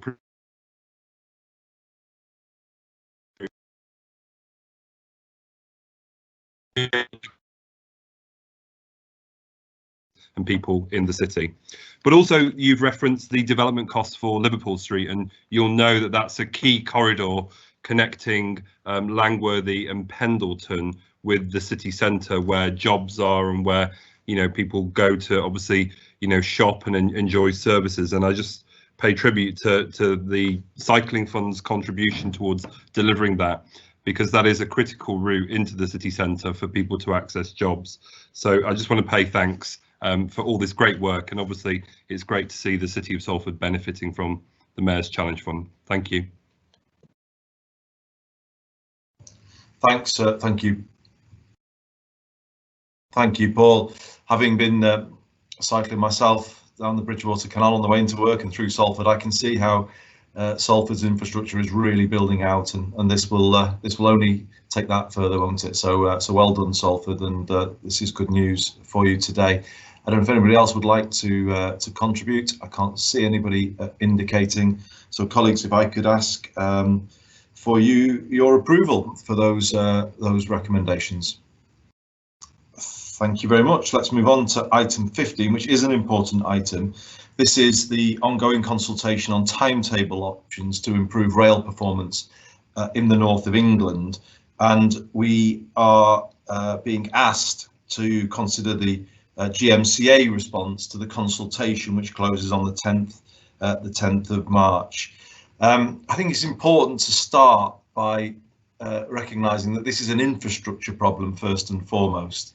Promises made to us and to the wider north of England over many years have not been fulfilled, and hence we have an infrastructure that can't cope with the promises that have been made to increase the level of train services, and that is the situation that we find ourselves in. So it's frustrating to even have to consider a timetable that reduces services, but at the same time, of course, we need to bring some reliability back to rail services in the north of England, and particularly through Greater Manchester. And that is what the consultation is seeking to do. This is for implementation in May 2020 at the timetable table change. And Network Rail, working with the Department for Transport and Transport for the North, have put forward 3 options which would restore stability, but at the same time, I think would impact on communities in different ways across Greater Manchester. And we obviously need to ensure that we are not seeing solutions that will damage particular communities, or indeed the airport or other critical Greater Manchester locations. So you've got the broad proposal set out here. I think the principles of a GMCA response are sort of are set out at the end of the note. I think we've got to make it clear that infrastructure has to be delivered, and that we will only accept any changes to the timetable on the basis that they are temporary, so that the infrastructure can be delivered and the services brought back. That I think is one principle we may need to strengthen under paragraph 5.2. The second one I would say is, I think we should have a working principle of not letting one borough or 2 boroughs, shoulder the full burden of the pain, or indeed one of our other neighbouring cities, such as Sheffield or another area. And we need to ensure that we manage this by not allowing one place to be singled out, so that we spread the pain. And that, to that end, TFGM are looking at whether there's another option that could be put back in to the consultation. So, colleagues, it's a serious issue. Obviously, we can't design a timetable here this morning, but what we're being asked to do is obviously to agree that we will make a response and to delegate responsibility to Eamon to be able to pull that response together, recognising some of the principles that I've just outlined. So, would anybody like to come in on this this particular item? I've got Councillor Sean Fielding. Sean. Thank you, Chair, and I'd support your comments that it is really important that the infrastructure pledges that have been made to the region over the years are delivered upon. And to that end, I was pleased to have had a briefing from Network Rail about the Transpennine route upgrade last month, and that set out how they're going to get on and deliver the electrification of that line, which passes through my borough in Oldham at Greenfield.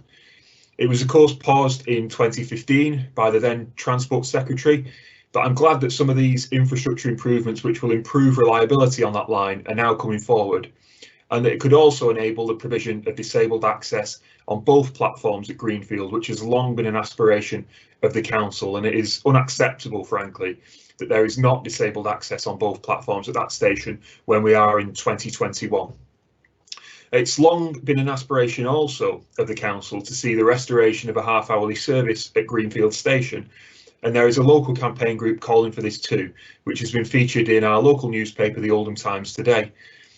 I'm glad that 2 of the proposed timetabling options set out by Network Rail include the restoration of a half-hourly service here, and I just want to put on record that I'd like to see our Chief Executive's response to support this restoration too, either via supporting one of the options set out by Network Rail or a variation on that that includes a train every 30 minutes calling at Greenfield. Thank you, Chair.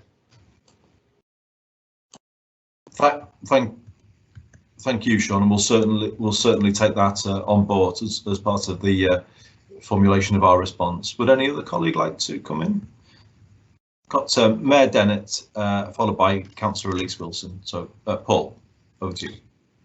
Thanks very much, Mayor Burnham. Obviously, I've just talked about how positive things are moving on the walking and cycling front, but when we look at the consultation and the 3 options being consulted on here, you know, I am deeply, deeply concerned. Colleagues will know that, you know, the City of Salford has recently been beneficial to receiving capital to bring some of our stations up to an accessible standard, so namely Walkden and Swinton. But some of these proposals will see the Atherton line in its peak reduced to 1 train per hour. And colleagues will also know that Swinton is the place where the town hall for the City of Salford is located, a key employment site. And some of these proposals are suggesting that we'll only have 1 train per hour at peak hours. This simply isn't good enough, and I'm really deeply concerned about some of the proposals being consulted on at the moment. I do accept the point that you've made at the start, Mayor Burnham, in terms of a chronic historic underfunding of our infrastructure, our rail infrastructure here in Greater Manchester and the North more broadly is driving some of this in the short term. And I hope sincerely that government come forward with significant investment to resolve some of these issues. But in addition to the Atherton line and issues around Walkden and Swinton, I'm also concerned about the loss of the Eccles link to south of the airport, or the loss of the Eccles link to the airport itself. Again, the airport is a key transport node for the people of the City of Salford, and the people of Eccles, I'm sure, will not be supportive of some of the proposals being consulted on here at the moment. So I just wanted to highlight these concerns. We will be obviously making a submission on behalf of the City of Salford and supporting Greater Manchester in their submission, but these are deeply regressive proposals if we're serious about encouraging integrated transport and more use of public transport across the city region. So those are my initial observations and thoughts on the proposals, but I am really concerned about what the direction of travel here, Mayor Burnham. Thank you. Thank you very much, Paul, and we will make sure that that is fed into our response to the consultation. I agree with you that an hourly service on the Atherton line through Swinton would create severe overcrowding, and that is not what we want to see. So can I now bring in Councillor Elise Wilson? Thank you, Mayor. And I feel reassured by the comment that you made around considering TFGM potentially considering other options that might help work this through. But this is not enough money has been pledged and put into the infrastructure and into our rail network in Greater Manchester, in fact across the north of England, for years, and this is the consequence we're in now. I accept that services are not as good as we want them to be, but reducing them isn't making them better, is it, necessarily? So I have serious concerns around these proposals and the impact that that's not just going to have for Stockport, that remains completely ambitious to modal shift and ensuring that we tackle our climate emergency by moving away from using our private vehicles into using other sustainable forms of transport. And I think now is the time to see investment in this. Through Stockport's Mayoral Development Corporation, as you know, Andy, we have a prospectus for our Stockport train station, and this is about how we improve capacity, because across Stockport Borough we want to see more trains, not less. and we have real aspirations for stations like Cheadle and South Reddish Station, both of which are not used, should be used, and we should see better, more investment into making this improving this connectivity. I am deeply concerned about the proposals that are being put forward. Of course, Stockport will be making its own representations on this, but Stockport is one stop on the line, so to speak, and I think I'd welcome a response from the city region, from Greater Manchester going in, from all of us, but also joined up thinking across the north. We've seen talk and all this talk about Northern Powerhouse Rail and the potential that could have. Well, that potential is only going to be unlocked if we see investment into it. So I'd like to also see joined up thinking around across the north into how we just improve these services. But it's time now for the government to really take a long-term view, not just short-term infrastructure investments, but a long-term view, accepting that might not be delivered in time for the next general election, but will make a significant difference to the people living outside of London and the London area, and really ensuring that the government is able to deliver on its levelling up agenda, and thinking about how the north of England, Greater Manchester, as part of that, will be able to deliver on the UK PLC and see growth, and ensure that this city region, the north of England and the UK more widely, makes the most of opportunities in a global Britain. Thank you, Mayor. Thanks very much, Elise. I've got Councillor David Molyneux. Yeah, thank you, Andy. Obviously, it certainly has an impact on rail services in Wigan Borough, and we will certainly be making our case, and a very strong case, against some of these proposals. But I think it's also significant that we do make that representation as GM. I think it's so easy to start picking people off one by one, and even across the city regions and our neighbouring city regions, we've got to make sure that this is a combined discussion in terms of what we want to see for transport for the north. And certainly, if the government is serious about transport, it's got to be serious about the services that it provides. I've spoke on many occasions about the horrific journey from Wigan to Manchester to get into the GMCA meetings in terms of capacity, and this is just another kick in the teeth. So certainly we will be making strong representations, and we're very keen to support the GM and regional approach to this. Thanks, Andy.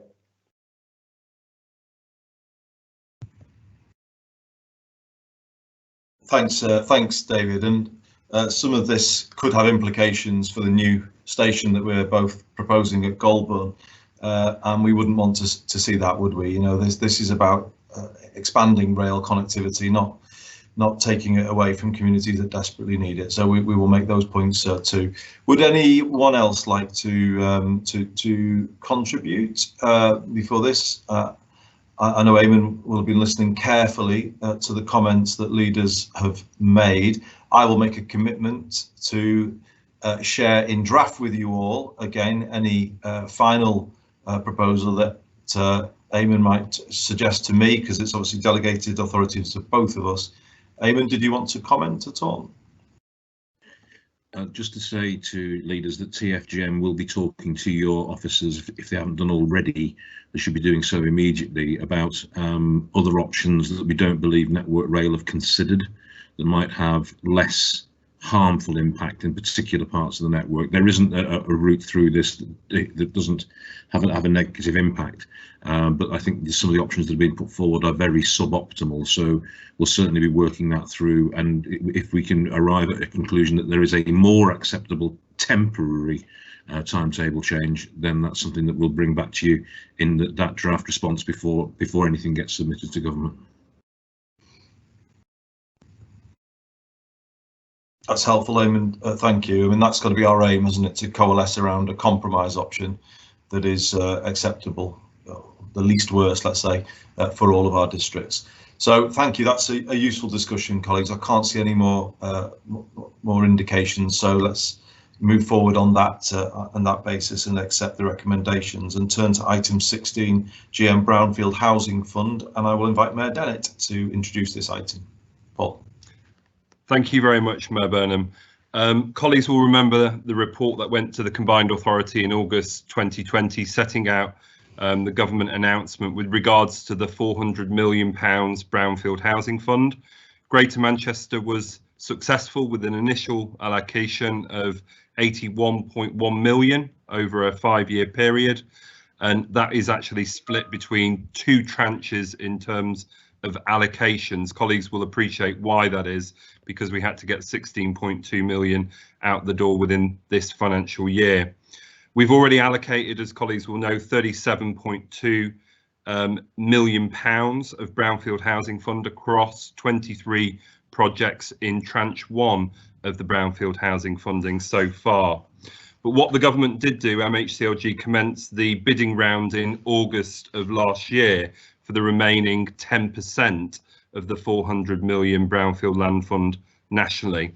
Greater Manchester Combined Authority submitted a bid for £40 million, and that consisted of single or multiple schemes across each of the districts, with a grant requirement totalling around £4 million. This didn't preclude the districts from obviously submitting your bids into tranche 1 or tranche 2 of the overall brownfield funding, but I will confirm today we have been successful in our submission to government, and I can confirm that we've received, or we've been awarded, £15.8 million of additional Brownfield Housing Fund capital grant.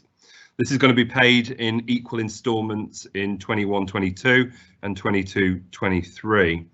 A number of the projects put forward by the 10 local authorities to government have already been either funding in tranche 1, or they've been reappraised and they're being put forward as part of tranche 2, or they've also received money from Homes England or can't be delivered in the timescales and are now considered viable. So there's a whole host of reasons why what we submitted has been reduced down. The consequence of this is the revised funding requests for the schemes that we submitted, and you can find those in Appendix 1 of the report, comes to 18.2 million. Obviously, you'll note that that is slightly higher than the 15.8 million we've been awarded. So the proposals are to use 2.3 million from the brownfield land funding we've originally received. Government require us with this new allocation to deliver a minimum of 1,043 houses over the programme period, and this equates obviously to around £15,000 per unit. They also are pushing us with an additional stretch target to deliver 1,433 homes over this period with this additional funding. I will be bringing a report back to the Combined Authority in the near future on the tranche 2 funding, but this is good news, and it further demonstrates, I think, our commitment to brownfield preference approach to bringing forward our local housing need numbers across the city region. So just in drawing colleagues' attentions to the recommendations in the report, there are 3 recommendations before the Combined Authority. The first one is to approve in principle the 18.2 million of Brownfield Housing Fund monies to fund local authority priority projects submitted to MHCLG as part of the bidding process, subject to satisfactory due diligence. Secondly, approve the allocation of 16.01 million of funding to those projects set out in Appendix 1, where satisfactory due diligence has already been undertaken. And then thirdly, to delegate authority to the Greater Manchester Combined Authority Treasurer, acting in conjunction with the monitoring officer, to agree the final terms of all necessary agreements. Those are the recommendations, colleagues, before the Combined Authority. Thank you. Thanks very much, Paul. I've got Eamon O'Brien. Thank you, Chair.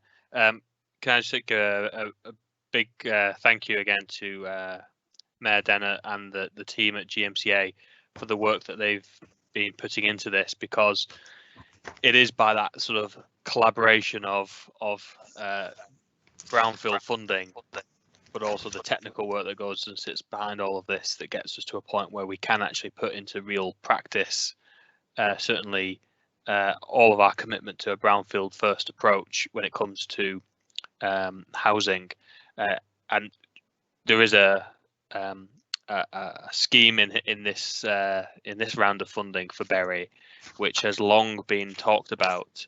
It's one of those sort of fabled schemes that people talked about decades ago, and has only actually been progressed because we've made this a real priority, and we've backed it up by having a strong bid, and we've managed to be successful in getting this funding. So this will make a big difference to, I'm sure, all of our districts. But I know from a Bury perspective, on top of the success we had in tranche 1 with over 120 units on 2 different sites, this third site, and hopefully more to come in the future tranches, we will be delivering new affordable housing, low carbon housing on brownfield, and that's a great success behind our strategy. So really pleased to welcome this, fully support the recommendations. Thanks very much, Eamon. Any other colleagues wishing to contribute? I can't see anybody. Paul, would you like to pick up on anything that Eamon said or conclude? Yeah, no, thanks, Councillor O'Brien, and thanks for your kind words. I mean, colleagues on the call will be acutely aware that in post-industrial parts of the country, and certainly in the north of England, where values both in terms of land and property are very different, we do have that ongoing challenge of viability, which obviously increases our dependency on public capital to do the necessary works or invest in infrastructure to often get schemes away. And government recently mooted reform to the Green Book, which we certainly welcome, and obviously we're awaiting further details on what that will mean in terms of hopefully levelling up and more public capital coming to Greater Manchester. But I'm not going to talk too much about obviously the shortcomings of the National Planning Policy Framework, but needless to say, viability continues to be a huge challenge in post-industrial and northern parts of England at the moment. And it's great to see, government starting to acknowledge that with the Brownfield Housing Fund monies. But this is, in many respects, in my opinion, I think this is just the tip of the iceberg in terms of what we need here in Greater Manchester to get some of those long-standing schemes away. So, I look forward to proper, robust levelling up and a rebalancing of the economy in the right direction to get access to future public capital. So I think Councillor O'Brien's point is very well made. Thank you, Mayor Burnham. Thanks very much indeed, Mayor Dennett. So Paul took us through the recommendations, everybody. I'm just going to ask that they're now approved. Thank you. It is a good news story for us, and as Eamon said, great work by Paul and the team. If we might move on to item 17, GM Investment Framework. This is for David Molyneux to introduce. It's a possible loan to be approved to Manchester Science Partnership. So David, over to you. Mayor Burnham, I just need to declare an interest as a shareholder, so I'm going to withdraw myself from the meeting at this point. Thank you. Thank you, Paul. The report's there for everyone to see, and I'm quite happy to move the recommendation, Chair. Thank you. Excellent, thanks, David. Any colleagues wishing to come in? No. If not, can I ask therefore that you note the recommendations and delegate authority to the Chief Executive Officer and the Treasurer. Thank you. Agree. Thank you, colleagues. That concludes business for this meeting of the Greater Manchester Combined Authority. Thank you, everybody, for your support. But I'm afraid you're not free yet, because we have a meeting of the Association of Greater Manchester Authority. So if I could declare this meeting of the Greater Manchester Combined Authority closed, and open the AGMA Executive Board meeting. If I could start again with apologies received from Pam Smith. Item 2, Chair's announcements, urgent business, there are none.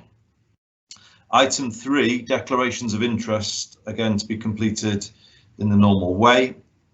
Item 4, to ask for your approval of the minutes of our meeting on the 11th of December. Are they approved? Thank you. Item 5, which is the substantive, no, sorry, not the main item. I think this is a smaller item on this agenda. David, if I could invite you to comment on the AGMA budget update for 2020 and going forward into 2021. Happy to move the report, Chair. I think we've already discussed it in some detail. Thank you. Thank you, David. So, colleagues, can I ask that those recommendations are approved? Yes, thank you very much. And actually, finally, to get to the more substantive item, item 6, places for everybody, the proposed joint development plan of the 9 Greater Manchester districts. And I will hand over to City Mayor of Salford, Paul Dennett. Paul. Thank you very much, Mayor Burnham. Colleagues will obviously remember we have discussed this at AGMA Exec Board prior to this report being brought before you today on the 11th of December, and that was obviously following Stockport Council's withdrawal from the process that we were pursuing originally. The report before you today is to obviously agree to consider producing a joint development plan document, and obviously we asked officers to report back on the implications of this back in December of last year, and this report is just that. The report obviously provides further details on the next steps in relation to the joint plan of the 9 Greater Manchester districts, and as Mayor Burnham's already highlighted, this is what we're now terming places for everyone. Following leaders' agreement to obviously prepare a joint plan, the report highlights the arrangements that are underway to establish a required joint committee. And colleagues will appreciate the joint committee will need to obviously agree terms of reference. It'll need to obviously scope out the future plan of the 9. It'll need to agree to a timetable for the plan of the 9, the publication of the plan for recommendations to districts for consultation, arrangements for submission to government, arrangements during the examination process around the plan of the 9, and arrangements following the receipt of an inspector's report following examination. The report before the AGMA Exec Board today notes what councils need to do in relation to establishing a joint plan of the 9. 9 councils will take reports through their respective councils to establish a joint committee and delegate their plan making powers to the joint committee up to the point of publication. Obviously, every one of the 9 local authorities will have slightly different constitutional arrangements in terms of decision making, and obviously all of this will be done in line with districts' constitutions. So in drawing colleagues' attention to the recommendations in the report today, the first recommendation is that each council will be asked to approve the making of an agreement with the other 8 councils to prepare a joint development plan document to cover strategic policies which include housing and employment land, and as appropriate strategic site allocations, greenbelt boundary amendments and any associated infrastructure. Secondly, agree the district lead member for the joint committee and a nominated deputy to attend and vote as necessary. Thirdly, to note that the council's executive or cabinet will be asked to delegate the formulation and preparation of the draft local plan document to the joint committee of the 9 Greater Manchester local authorities.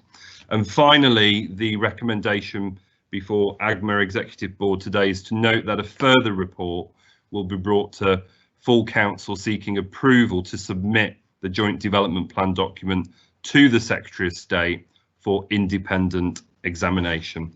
Those are the recommendations, colleagues. I acknowledge this is in many respects, very procedural but necessary. And this is obviously the plan for Greater Manchester's future. and prosperity. And I move those recommendations, Mayor Burnham. Thank you. Thanks very much indeed, Mayor Dennett. So, colleagues, do I see any indications to speak? Councillor Brett? Yes, fully support what Mayor Dennett's doing and support the idea. And could I seek assurances that we will this time very much stick to the timetable that has been agreed?